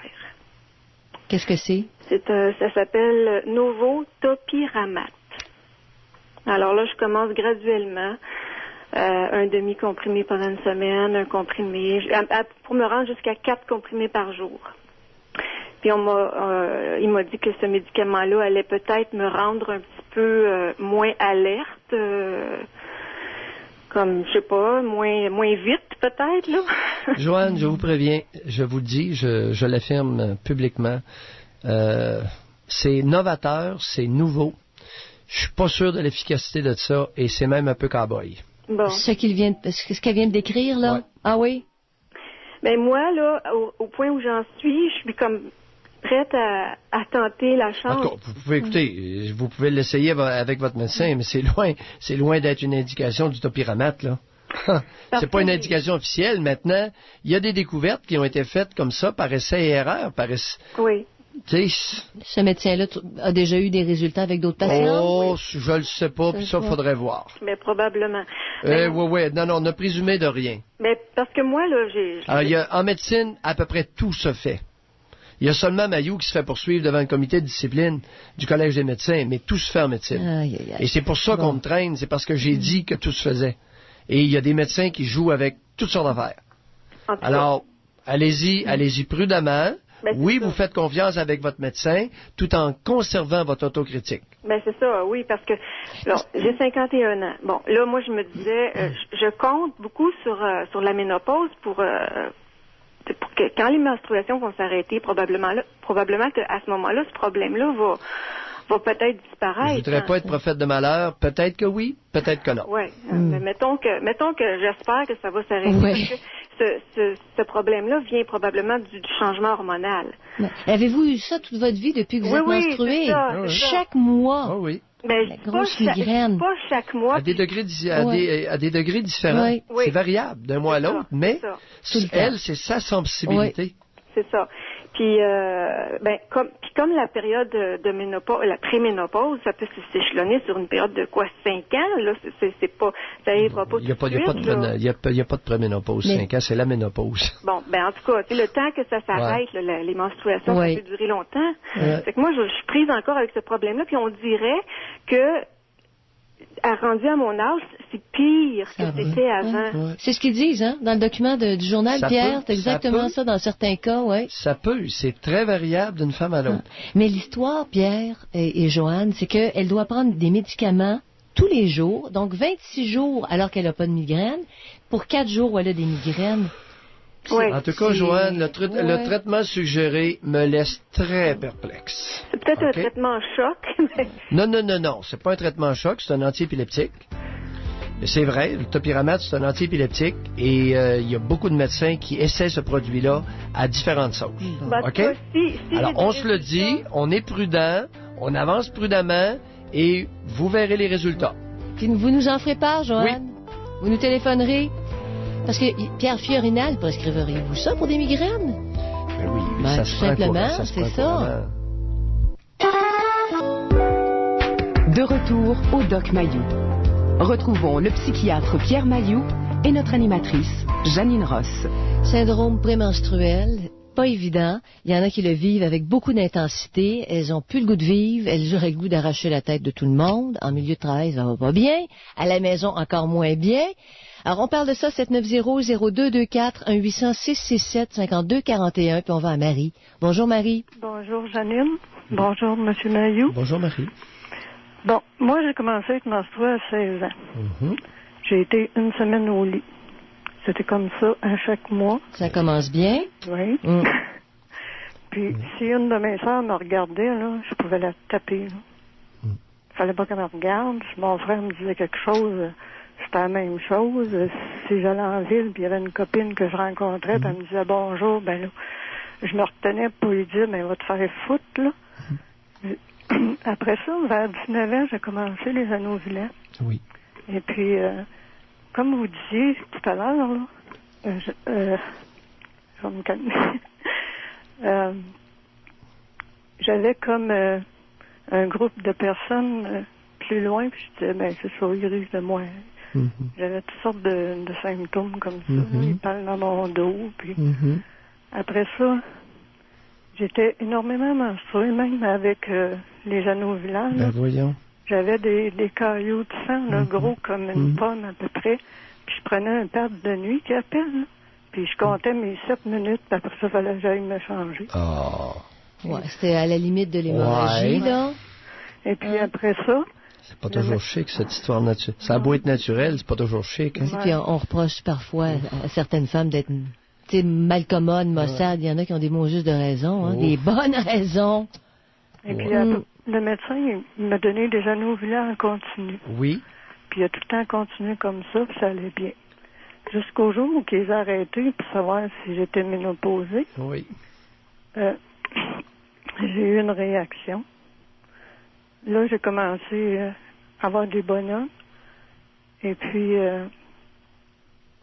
il m'a ordonné mes anneaux vilains. Vous avez eu des hallucinations? Oui. Non. Après ça... C'est incroyable jusqu'où ça va. Une année plus tard... Et attendez un peu. Lorsque vous avez quelques petites questions là. Vous arrêtez les anneaux vilains et combien de temps après vous avez vu des bonhommes? J'ai arrêté les anneaux vilains 3 mois. Oui. Puis là, ça a commencé. Là. Combien de temps après l'arrêt des anneaux vilains avez-vous vu des bonhommes, vous souvenez-vous? 3 mois. 3 mois, OK. Oui. Ça a pris 3 mois, puis après 3 mois, là, vous avez...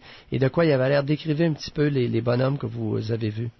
Ben, c'est du monde ordinaire, là. Il y avait beaucoup de monde, là. Du monde ordinaire? Oui. Est-ce que vous les entendiez parler, ces bonhommes-là, que vous voyez? Oui. OK. Et qu'est-ce qu'ils disaient? Ben, c'était des choses, ben là, prépare tes affaires, là. Il y a un groupe qu'on va aller chercher, là, des choses comme ça, des affaires banales. Des affaires banales, OK. Oui. Est-ce que c'était épeurant, ces hallucinations-là? Ben moi, je trouvais que oui. OK, ben... Puis le médecin, il m'a ordonné mes anneaux vilains. Oui. Et combien de temps après la reprise des anneaux vilains, les hallucinations ont cessé? À peu près? À peu près 2 mois, là. Après 2 mois, ça a été fini? Il n'y avait plus de bonhomme, puis tout était correct? Oui. Avec une autre médication ou sans autre traitement?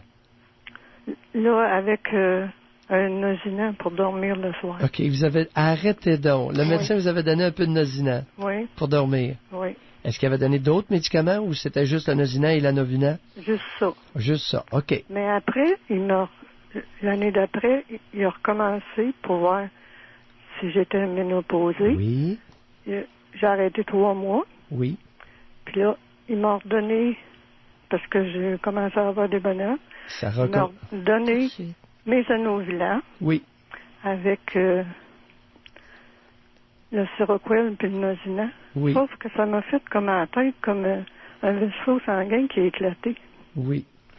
Et puis là, ou un choc électrique. Là. Mm-hmm. Puis là, j'ai eu, ils appellent ça une migraine, plus le nerf d'Arnold. Mm-hmm. Puis là, il m'a ordonné du Seroquel. Oui. Et puis, juste ça, avec les Anovila encore. Oui. Et puis, là, j'hallucine, là, ça n'a pas de bon sens. Actuellement? Oui, c'est un le matin, un le midi, puis un le soir. Puis là, quand j'ai dit que juste le soir, j'en avais, mettons, 50 mg de Seroquel le soir, le matin, j'en ai juste un petit peu. Mais là, il a boosté ça, plus qu'il boostait, plus que j'avais d'hallucinations. Fait que moi... Ouais, c'est pas simple, hein? Non, moi, je veux revenir juste à 2 Seroquel le soir, puis un... OK. Ça fait combien de temps qu'il a repris les anovulants? Quand vous avez repris à prendre les anovulants? 8 jours. Ah, OK. Vous venez juste de commencer? Oui. OK. Puis là, est-ce que je dois prendre le Nosina? Oui. 2 Seroquel? Oui, il n'y a pas de problème à prendre du Nosina, ça c'est bien évident, vous savez. Puis avec les c'est-à-dire, je vais vous l'exprimer de la façon suivante. Oui. Il n'y a vraiment aucun problème à ce que votre médecin vous represcrive ou vous redonne du Nosina avec le Seroquel. OK. OK? Et je ne crois pas que ce soit le Seroquel qui augmente vos hallucinations. Je crois que il y a quelque chose qui se passe dans votre cerveau qui donne ça.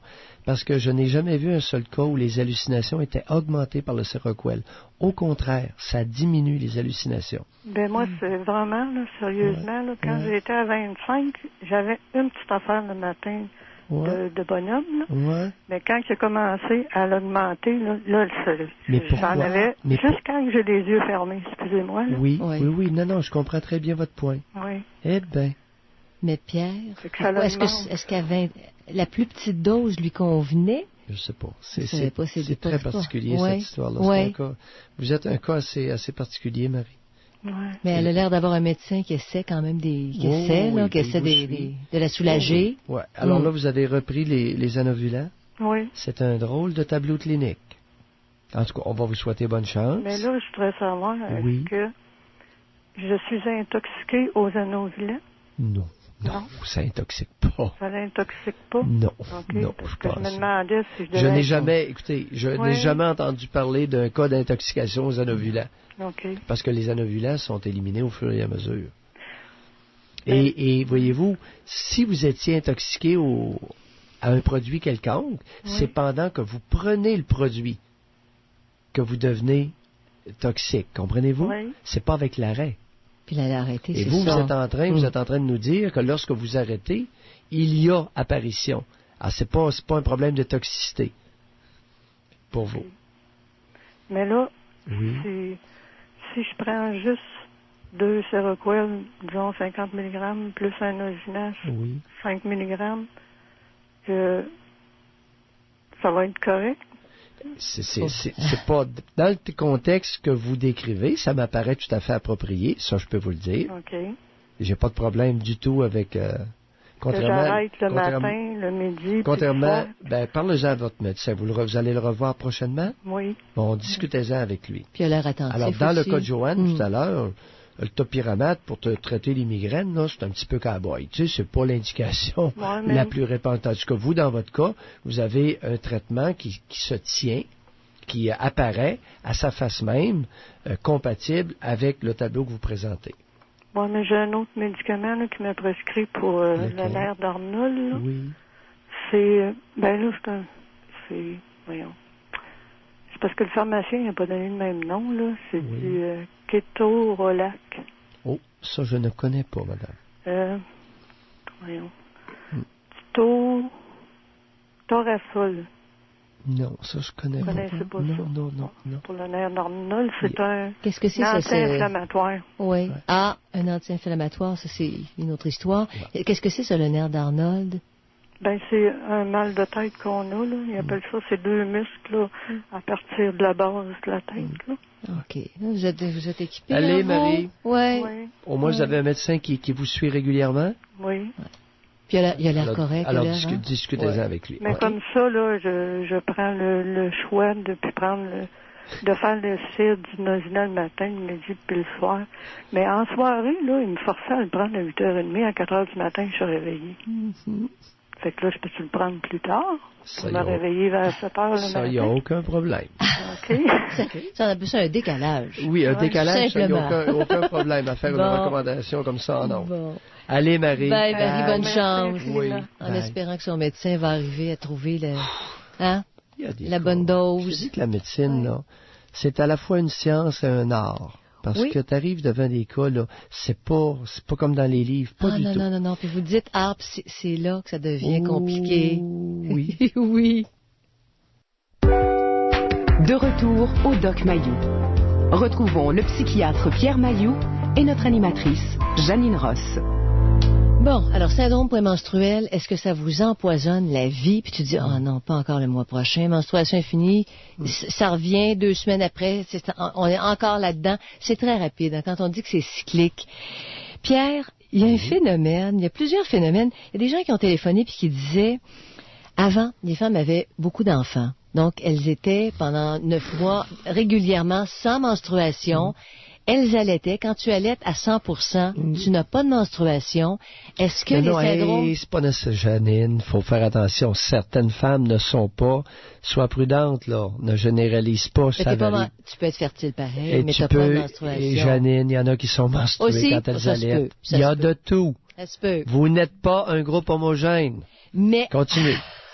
Mais en principe, il y a beaucoup parce qu'on l'a longtemps dit, les femmes allaitaient 2 ans pour éviter la grossesse. Ça diminuait la fertilité. Il n'y a rien de moins sécuritaire comme moyen de contraception. C'est le pire. Je le sais. C'est le pire, celui-là. Mais celles qui ne sont pas menstruées, elles peuvent se penser protégées. Mais de toute façon...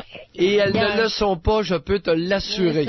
Alors, pendant l'allaitement, une femme peut très bien ovuler, ne pas avoir de menstruation, en avoir. Il y a des femmes qui sont enceintes, qui sont menstruées pendant 3-4 mois quand même. Oui. Tout ça existe. C'est vrai, Pierre. Mais admettons qu'on a longtemps pensé qu'on était un peu moins fertile en allaitant à 100%. Mais toujours est-ce qu'il y avait autant de syndrome prémenstruel qu'on en a aujourd'hui, alors qu'on a 1, 2, 3 grossesses, 4, c'est des grosses familles? Janine, je veux dire ceci. Quand la misère cogne à ta porte et habite ta maison, tes états d'âme, là, ils sont littéralement submergés par autre chose. C'est une bonne réponse. On se comprend-tu? C'est une bonne réponse. La femme qui travaillait 14 heures par jour, là, elle était tellement vidée, épuisée, qu'elle savait même plus. Elle savait même pas ce qui la rendait comme ça. La mère de mon père est morte à son 7e enfant. Elle a accouché le bébé. Oui. Puis elle s'est éteinte dans l'heure qui a suivi. Ah oui, épuisée. Elle est épuisée. Oui, t'es pas malade, aucune maladie. Bon. Elle s'est éteinte. Oui. Oui. Tu sais, c'était pas rare, là. Mais tu dis, le système hormonal féminin, quand tu avais énormément de grossesse, il devait être sollicité d'une certaine façon, puis aujourd'hui, c'est autre chose. Il y a des femmes jadis, qui ont eu, probablement que ma grand-mère paternelle est simplement morte d'anémie. Elle devait avoir là, une hémoglobine à 6 ou 7, des histoires comme ça. Puis il s'éteignait. C'est ça. Tu sais, elle était fortement anémique. C'était pas diagnostiqué dans ce temps-là. Il n'y avait pas de médecin. Il n'était pas suivi. Puis là, elle accouchait, monsieur. Crevé. Vous dites éteinte, c'est ça. Au bout de ses forces. C'est éteint, simplement. Oui. Alors, on va aller là. C'est à Annie. C'est Annie qu'on parle? Oui, bonjour. Bonjour, Annie. Oui, bonjour. Oui, alors, bonjour, moi, Annie. c'est ça. Je suis une de ces femmes, là, justement, qui avant, premièrement, j'ai 32 ans. Avant d'être mes SPM, je deviens là irritable, comme ça n'a pas de bon sens. Là, je suis hors contrôle. En tout cas, je dis tout ce que je pense. Oui, comme vous l'avez mentionné tantôt, là, justement, au monsieur qui a téléphoné, que moi, ce serait pas juste à mes SPM que je pèterais une coche, là, monsieur qui travaillait pas beaucoup tantôt, là. Ah, arrêtez donc! Ça revient un petit peu de misère avec des flammes mous. J'espère. Notre Benoît national. Non, mais en tout cas, pas besoin d'avoir des Tibène, même avec une femme non menstruée, c'est un petit peu irritant, notre Tibène. Ah, je chaufferais les fesses, ça n'aurait pas de bon sens. Non, laissez ses fesses à quelqu'un d'autre. Oui, je laisse, il n'y a pas de problème, j'ai pas de problème avec ça. Mais c'est ça, c'est étant dit, moi j'ai pris le numéro de téléphone, je ne sais pas si vous pourriez me répondre, là, Dr Mayou. Justement, ils font une étude présentement avec les femmes qui ont des SPM là, quand même assez prononcés. Là. Est-ce que vous pensez que c'est quelque chose qui est pratique, ça? Est-ce que c'est bien? Vous pourriez... De quoi? Comme participante à une étude? Oui, il y en a une qui passe à la radio présentement, là, si on a des SPM, puis ils donnent un numéro de téléphone et tout ça, là. Fait que je me demandais si en tout cas, ça serait bien que je téléphone pour peut-être aller participer à cette étude-là. Ben, pourquoi pas? J'ai pas a priori. Est-ce que c'est sur nos ondes que vous avez entendu ça? Non, peut-être oui, ou en tout cas, je sais pas à quelle radio. Vous savez pas trop à quel point. Non, a priori, j'ai pas d'objection, parce que c'est bon. Et, vous savez, je le dis, je le répète, on a avantage à étudier le comportement humain. Oui. C'est pour ça que je félicite les G Marketing de faire des études de comportement humain. Ils sont notre plus grande source de connaissances depuis plusieurs années. La science traîne de la patte comme ça se peut pas. On a des budgets pour aller sur la Lune, le bras canadien, On s'en maudit-tu du bras canadien? J'ai regardé un reportage là-dessus hier. Mais quel gugus! Vous passez les mêmes commentaires. Il s'extasiait sur la longueur, puis le bras canadien dans l'espace, il est léger, puis... Hey! Pendant ce temps-là, il y a du monde qui en bave un coup sur la Terre. Oui. Mais je suis d'accord avec vous. Là, mais est-ce que dans l'étude en question, Annie vous demande de prendre des produits quelconques? Oui, il y a une pilule, oui, c'est ça. Et c'est ça qui est expérimental. Puis on va voir comment les femmes réagissent à ça. Oui, effectivement. Mais moi, j'en ai une solution. Dans le fond, moi, je dis toujours à mon chum, regarde, si justement, parce qu'on a quand même 2 jeunes enfants aussi, puis justement, si pendant ce temps-là, moi, il y a juste à m'envoyer 2 jours à l'hôtel, là, il n'y a pas de problème, je vais débarrasser le plancher. Fait que s'il écoute, là, c'est une autre solution, hein? Annie, c'est pas une bonne idée. Non. C'est pas... Quel âge ont vos enfants? Mes enfants, ils ont 3 ans puis 11 ans. Non, je les abandonnerai pas. Pour le petit 3 ans, c'est pas correct, ça. Non, je le sais bien. Non, je vais commencer. Pour l'autre d'11 ans, il n'y a pas de problème, mais le petit 3 ans, là, va disparaître sa mère de 2 jours. Je vais continuer à ranger mes sens puis à me calmer pendant ce temps-là. Annie, est-ce qu'il y a des éléments qui vous calment, qui vous font du bien? Oui, je vais prendre l'air dans ce temps-là. Pardon? Oh, oui, je sors prendre l'air. Oui, OK. Oui. Ça me fait du bien. Je fais du ménage. C'est con, là, mais j'ai des rages de ménage. Des rages de ménage. Vous qualifiez ça de c'est con? Je sais pas, là. Mais pourquoi vous dites, je fais du ménage, c'est con? Pourquoi vous dites c'est con? Ça s'explique pas. C'est pour ça que les gens disent des choses comme ça. Non, Janine, il y a une raison pour laquelle elle dit c'est con. Non, mais c'est parce que je me dis, je fais souvent le ménage, puis là, en plus, je fais le ménage pour me défouler aussi. Est-ce que vous saviez qu'il y a plusieurs conjoints qui vont remarquer que leur conjointe va être menstruée par des activités comme un intérêt accru pour le ménage? Est-ce que vous saviez ça? Ah non, je savais pas. Vous n'êtes pas la seule, ma chère. C'est vrai. C'est relativement fréquent, ça. Oui. Ah bon, écoutez, je suis pas toute seule à faire. Une espèce de besoin d'agitation motrice qui les porte à faire plus de ménage. Bon, à ce point, Pierre, j'ai reçu un courriel d'une dame qui dit peut-être que j'étais un peu moins productive au travail, peut-être, mais je me rattrapais drôlement dans les jours qui précédaient la menstruation. Le ménage hyper énergique, les idées claires, puis là, la menstruation arrivait. Elle dit, je me rattrapais pour les journées où je filais, mais pas pantoute. C'est vrai, ça? C'est important de savoir ça. Oui. Mais vous m'avez toujours pas répondu. Comment se fait-il que vous qualifiez cette réaction-là que vous avez de c'est con? Je ne sais pas pourquoi j'ai dit ça. Il n'y a pas vraiment de raison pour laquelle j'ai dit c'est con. Oui, il y en a une. Ça vaut la peine de la gratter un petit peu. Oui, je ne sais pas. J'aime pas ça quand quelqu'un s'auto-dénigre. Laissez la chance aux autres de vous rabaisser. Ils vont le faire avec beaucoup de plaisir. Oui, j'imagine. Ne le faites pas. Ne vous abaissez pas. Il y a tellement de monde qui sont prêts à vous abaisser au Québec. Là. Ne le faites surtout pas. Alors pourquoi c'est con faire du ménage au maximum avant d'être menstrué ou pendant le syndrome? Pourquoi? Justement, justement, peut-être parce que je me dis que j'en fais suffisamment comme ça, que là, en plus, non, c'est pas ça? Non, ça, on appelle ça une belle rationalisation, puis quasi une intellectualisation, que ce que vous venez de faire. C'est très joli, là, mais c'est pas... OK. Vous savez, vous avez une petite tendance à vous abaisser.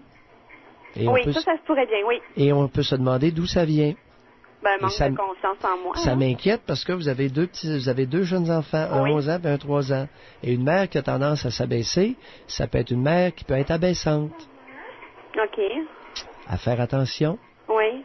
Et la seule façon d'y faire attention, ce n'est pas de se contrôler, c'est de se demander d'où ça vient. OK. À quel honneur que vous avez une petite tendance à vous abaisser? Ah, je le sais pas, ça arrive pas tout le temps non plus. C'est c'est par période, là. En quel honneur que de temps en temps, vous avez une petite tendance à vous abaisser? Je sais qu'on a ramassé ça, cette attitude-là. Ben, je sais pas. Moi, mon père est parti quand j'étais jeune aussi, là.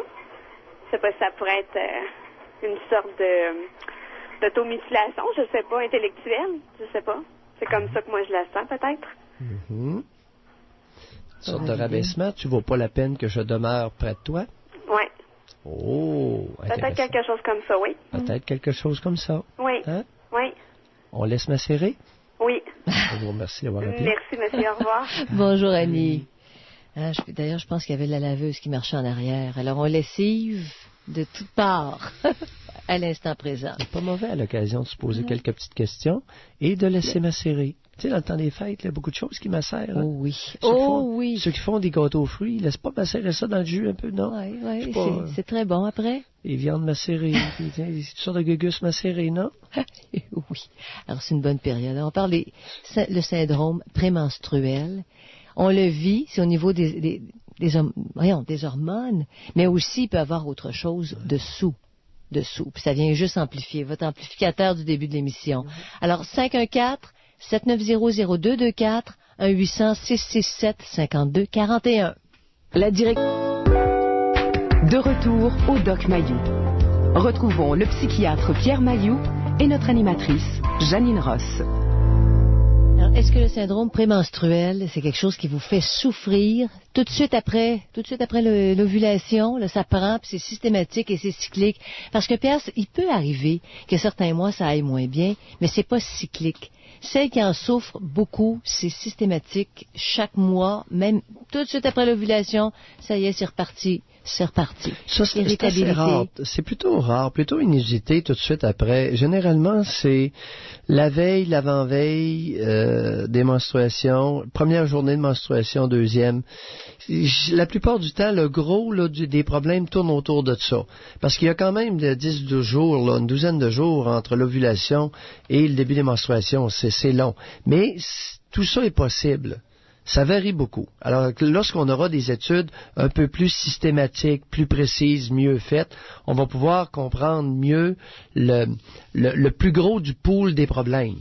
Mais c'est pour ça, à faire attention dans nos discussions, pour ne pas prendre des cas plus rares. Oui, il y en a que c'est très sévère, puis qui ont des idées de frapper, puis qui ont des idées de s'enlever la vie, mais c'est 2 à 3 là, c'est ça, des femmes. C'est dans les cas extrêmes. C'est des cas extrêmes, mais c'est pas fréquent, les cas extrêmes. Non. Alors qu'il y a un pool de problèmes relativement important, au point de une femme sur 3 s'est absentée du travail à cause de ces manifestations-là. Oui. C'est pas anodin. 3 sur 4 rapportent spontanément être irritable dans cette période-là, qui est plus ou moins bien définie, là.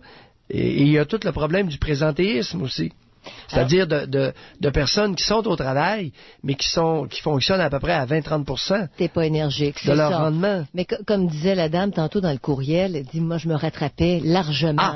Dans les jours qui précédaient la menstruation, j'avais un regain d'énergie. Ou après. Là, la bataille du travail au maximum. C'est ça. Faut faire attention aussi comme employeur ici. Oui. C'est qu'il y a des femmes, qui peuvent avoir un ralentissement de leur performance pendant 2, 3, 4 jours, mais qui, après, peuvent même se rattraper, redoubler d'ardeur. Alors, on parle à Oksana. Bonjour. Oui, bonjour. Bonjour, Oksana. Bonjour. J'appelle parce que j'ai écouté la femme qui a appelé tout à l'heure, là, qui disait que ces médicaments ne lui faisaient pas, là, que la migraine, là. Oui. Moi, ça fait longtemps, j'ai 41 ans, j'ai des migraines, ça commence comme avant mes menstruations. J'en ai aussi, j'ai remarqué quelques jours avant mon ovulation. Oui. J'ai magasiné beaucoup pour des médicaments, puis c'est comme ça marchait jamais. Finalement, j'ai trouvé le Zomig. Puis j'ai découvert aussi en allant chez le chiro pour un autre problème que j'ai 3 vertèbres proches de la tête qui touchaient. Fait que ça aussi, ça aidait pas, là. Puis en tout cas, j'appelais juste pour dire à la pauvre madame que ça fait longtemps qu'elle a son problème. Là, que, en tout cas, pour moi, ça a fonctionné, le Zomig. Il y a des effets secondaires. Comment vous écrivez ça? C'est Z comme dans Zo. O-M comme dans maman. Oui. I-G. Ouais. Et puis, ce que j'ai aimé de ce médicament-là, c'est que moi, je sais d'avance que je vais avoir une migraine parce que la tête, ça commence à filer. Des fois, j'ai des acouphènes. Oui. Fait que je sais d'avance. Au lieu de prendre une pilule au complet, je peux commencer qu'un quart ou une demi. C'est comme ça, les effets secondaires sont moins pires. Okay. Puis je fonctionnais avec ce médicament-là, tandis qu'avant, là, je pouvais être vraiment non fonctionnel. Là. Si je calcule, mettons, le mal de 1 à 10, puis à partir de 3, je suis plus fonctionnelle, ben des fois, j'en avais qui étaient des 10, puis j'étais plus fonctionnelle du tout.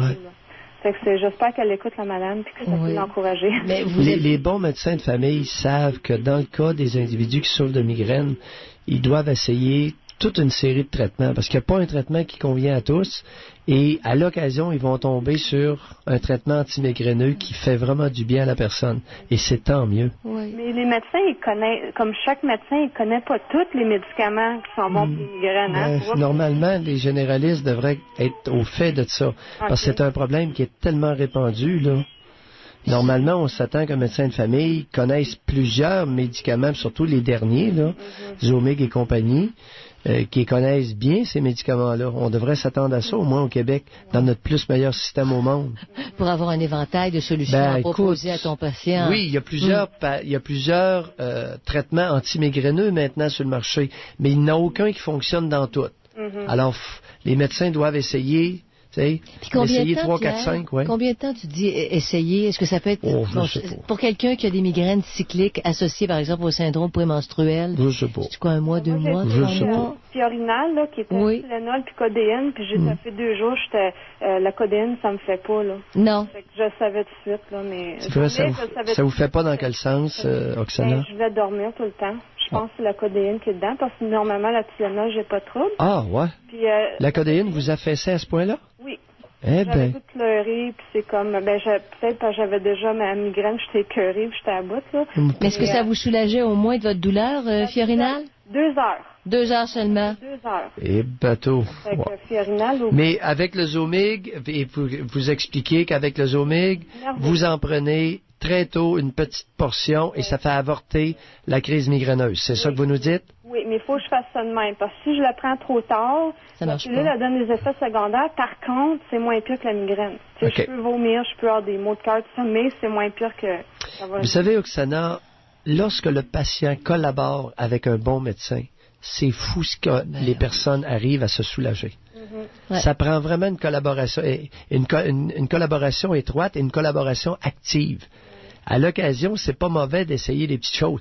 Est-ce que c'est le médecin qui vous avait recommandé d'en prendre très tôt une petite portion ou c'est vous qui avez essayé ça? Non, c'est moi. Ah oui! Ah, parce que... Ben oui. C'est comme ça a changé ma vie. Oksana et Janine, régulièrement, je recommande à des patients qui souffrent de schizophrénie d'essayer des choses, de faire certains ajustements avec leur médication. Et je n'en reviens pas comme les physiologies sont différentes d'un individu à l'autre. Oui. Mais vous leur donnez... On ne peut pas pratiquer la médecine. La médecine, c'est une science, mais jumelée d'un art. J'insiste. Mais vous leur donnez, Pierre, des paramètres. Vous leur dites, à l'intérieur de tel paramètre, tu peux jouer, tu commences un petit peu... Bon, c'est ça comme Oksana a fait. Écoute, tu connais. C'est courant, ça, dans ma pratique. C'est courant à l'intérieur, exactement comme tu l'as mentionné, Janine. Mais vous les rassurez. Je donne des paramètres, puis je leur dis à un moment donné, essayez. Puis, mettons, aux 4-5 jours, en tout cas, je leur fais tout, dépendamment des médicaments, là, mais comme tu dis, des paramètres larges, et à l'intérieur de ça, les physiologies diffèrent. Donc, on ne peut pas s'asseoir sur un siège de docteur et dire, voici la recommandation officielle du Collège des médecins, et j'applique ça à la lettre pour tous. Très mauvaise approche clinique. C'est pas comme ça que ça marche. Mais juste un exemple. Oksana, je ne sais pas combien elle pèse, mais vous avez Oksana, puis le patient d'après pèse le double. La même médication avec le même dosage fonctionnera pas. Pour l'autre, peut-être. En psychiatrie, c'est pas relié au poids. Ça n'a rien à voir. Ça n'a rien à voir. Les antipsychotiques, par exemple, que je connais très bien et que j'utilise, soit dit en passant, dans certains cas de schizophrénie réfractaire, effectivement, 4 à 6 fois la dose recommandée dans le bouquin des pilules, parce que je juge que c'est nécessaire, ça n'a rien à voir avec le poids. Bon, OK. Rien à voir avec le sexe. Quand j'ai commencé à les prendre, je pesais 118 livres. Oui. Là, ça fait plusieurs années de ça. Là, j'ai accouché, puis je pèse, 145 livres. Mm. Et puis, c'est comme si je prends la même... Le même dosage? OK. Il y a beaucoup de médicaments qui font fi du sexe et du poids et de l'âge. Pas tous. Puis il y en a d'autres qui sont reliés au poids. Il y en a d'autres qui sont reliés, c'est ça. Comme Tylenol, par exemple. Quelqu'un qui a le double de poids d'une autre va prendre ça, puis ça le soulage. Autrement, c'est passé, puis c'est ça. Ouais, gros merci, Oksana. Intéressant. On précise tranquillement des attitudes. Et une attitude active. Collaborer avec le médecin, puis parfois lui demander à l'intérieur de quels sont les paramètres à l'intérieur duquel je pourrais essayer des choses. Oui. Il n'a pas se gêner. Parce qu'au-delà de mettons la plate-bande, pas la plate-bande, mais je pourrais dire les bandes, ça pourrait être dangereux, mais jusque-là, tu peux aller. Quand tu es rassuré par le médecin, tu vas peut-être oser. Puis c'est là que tu vas trouver la solution. C'est brillant ce qu'elle fait. Hein. Oui. Elle fait avorter sa crise migraineuse au stade du prodrome. Elle fait avorter sa crise de migraine dès qu'elle sent que ça s'en vient, c'est-à-dire avant que la migraine soit commencée. C'est ça. Mais c'est dommage que son médecin lui ait pas dit. Ça, là... C'est dommage, Pierre. Cet appel-là, il devrait être utilisé pour fin d'enseignement à la faculté de médecine. De retour au Doc Mayou. Retrouvons le psychiatre Pierre Mayou et notre animatrice, Janine Ross. Donc, en conclusion d'émission, Pierre, quand on parle du syndrome prémenstruel qui atteint à différents degrés 90% des femmes, on se dit, on vit avec ça, qu'on soit conjoint, qu'on soit collègue de travail, etc. On doit prendre ça comme étant une réalité. Puis, sur YouTube, ça c'est sur Internet, il y a 1 million, un petit peu plus même qu'1 million d'internautes qui ont visionné un court-métrage sur ça. C'était exagéré, là, mais les gens sont allés quand on dit ça concerne beaucoup de monde, ça intrigue aussi beaucoup de monde, parce qu'il y en a qui disent, le syndrome prémenstruel, certaines femmes vont se servir de ça pour passer toutes sortes d'affaires. Tu te sers pas de ça, tu le vis, puis peut-être que ça amplifie des choses comme ça a été mentionné là, durant l'émission. T'as la peau plus courte, admettons. Ça peut. Puis oui, à l'occasion, il y a peut-être des femmes qui vont utiliser ça pour obtenir certaines faveurs ou se désister de certains efforts. Ça peut arriver, mais tout est possible. Mais c'est important qu'on soit bien sensibilisé à cette particularité de la nature. Oui. Alors, c'est pas une maladie mentale, là. Et ça, c'est très désagréable. C'est pas productif qu'on considère ça comme une maladie ou un trouble. Non, c'est une particularité de la nature très variable d'une femme à l'autre. Mais est-ce qu'on a pu faire ce lien-là parce que depuis quelques années, il y a des psychiatres, parce qu'il y a des psychiatres qui sont consultés. Là, il y a une clinique en Gatineau. Dr. Richard Bergeron, ça vient de partout au Québec, là, la clinique du SPM. Ils sont spécialisés là-dedans. Et puis, il y a une psychiatre aussi à Québec que je connais personnellement, Marie-Josée Poulain, qui est très sensible à toutes ces problématiques concernant particulièrement les femmes. Oui. C'est une femme psychiatre qui a une bonne renommée, une grosse expérience, un gros bagage de connaissances. Alors, tranquillement, on va voir émerger des particularités naturelles qui nous différencient, les hommes et les femmes, et qu'on a avantage à connaître, à investiguer, pour réagir plus adéquatement. C'est toujours ça. Oui. C'est savoir pour réagir adéquatement.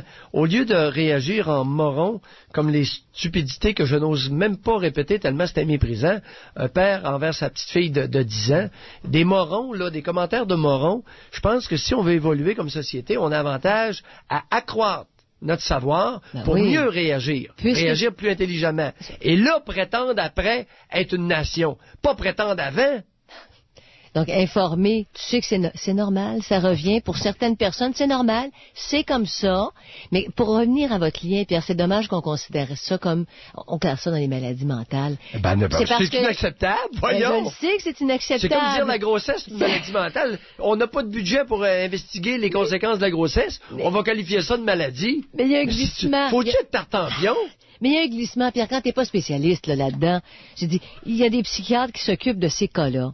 Des cas très qui sont extrêmes là, de syndrome prémenstruel, ils vont essayer des antidépresseurs puis tout. Alors c'est peut-être là le glissement, alors que c'est pas une maladie constante. Voyons. Non, c'est sûr.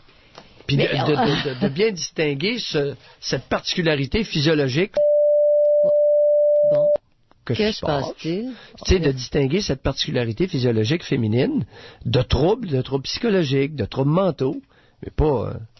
parce que ça a été vu avec mépris et beaucoup, particulièrement de femmes, ont qualifié leurs congénères de capricieuses. Oui. Et ça, c'est inacceptable. Oui, alors, oui, Léger vient mettre fin à un autre sujet de mépris entre femmes. Bon. Mais une femme qui souffre de ça... J'inclus certains hommes aussi qui peuvent être cinglants et méprisants. Oui. Mais une femme qui souffre de ça, Pierre, ça ne veut pas dire qu'elle va être... Il y a un certain contrôle. Tu as un certain contrôle. Là. Tu te dis, bon, je ne vais pas faire exprès, je vais m'isoler. Il y a toutes sortes de manières. C'est pas toutes les femmes qui vont emmerder les autres parce qu'elles sont sous l'influence du syndrome. Le sachant étant légitimé dans ce qu'elle vit, il lui appartient aussi, en partie, de réagir plus adéquatement avec sa particularité. C'est ça. Quand la chose est possible, quand tu es capable de contrôler tout ça, tu le vois venir. Puis votre histoire, je vais le ramener, Pierre, l'histoire du calendrier. Examiner, noter tous ces états d'âme, là, ponctuels. Ça peut aider. Oups, là, ça s'en vient. Il y en a qui vont corriger un petit peu. C'était mentionné aussi dans l'article. Ils vont changer leur alimentation. Elles vont moins boire d'alcool parce que ça les déprime plus, alors qu'elles ont une tendance à être plus déprimées. Janine, regarde, des moyens aussi simples. Votre menstruation s'en vient. Okay, ça fait longtemps que je n'avais pas été menstruée. S'il vous plaît, si vous avez l'impression d'être gonflé, coupez le sel. Une chose absolument. Des choses aussi simples, là. Oui. Ça, coupez le sel pour qu'il y ait moins de rétention d'eau. Juste là, certaines peuvent avoir moins l'impression d'être d'être gonflées. Oui, sur le point d'exploser, parce que ça congestionne partout. Il y a beaucoup de femmes qui, juste avant d'être menstruées, vont prendre 3-4 livres de rétention d'eau. Oui, c'est vrai. C'est pas une lubie. Embarquez sur la balance, vous allez le voir. Non. Puis le lendemain du début de la menstruation, vous avez perdu 3 livres. Il y a 3 livres d'eau qui ont été éliminés, pas par le flot menstruel, dans l'urine. Dans l'urine, et tu urines de façon intense, là. Oui. Absolument. Tout ça existe, mais des choses simples. Si vous avez l'impression d'avoir le ventre gonflé, puis vous le voyez par vos pantalons qui est gonflé, coupez le sel. Oui. 2-3 jours avant, coupez le sel. Ça, c'est une mesure alimentaire. Des choses simples. Qui t'évite de prendre comment t'appelles ça? Des diurétiques. C'est naturel, tu coupes le sel. Point. Alors, ceci étant dit, on a peut-être... ça faisait longtemps qu'on n'avait pas reparlé de ça. Janine, c'est une émission unique qu'on a faite cet après-midi. La première fois qu'on est allé de façon aussi ouverte, informative pour nos auditeurs, grâce à leur collaboration. Absolument. À demain. Grâce à Léger.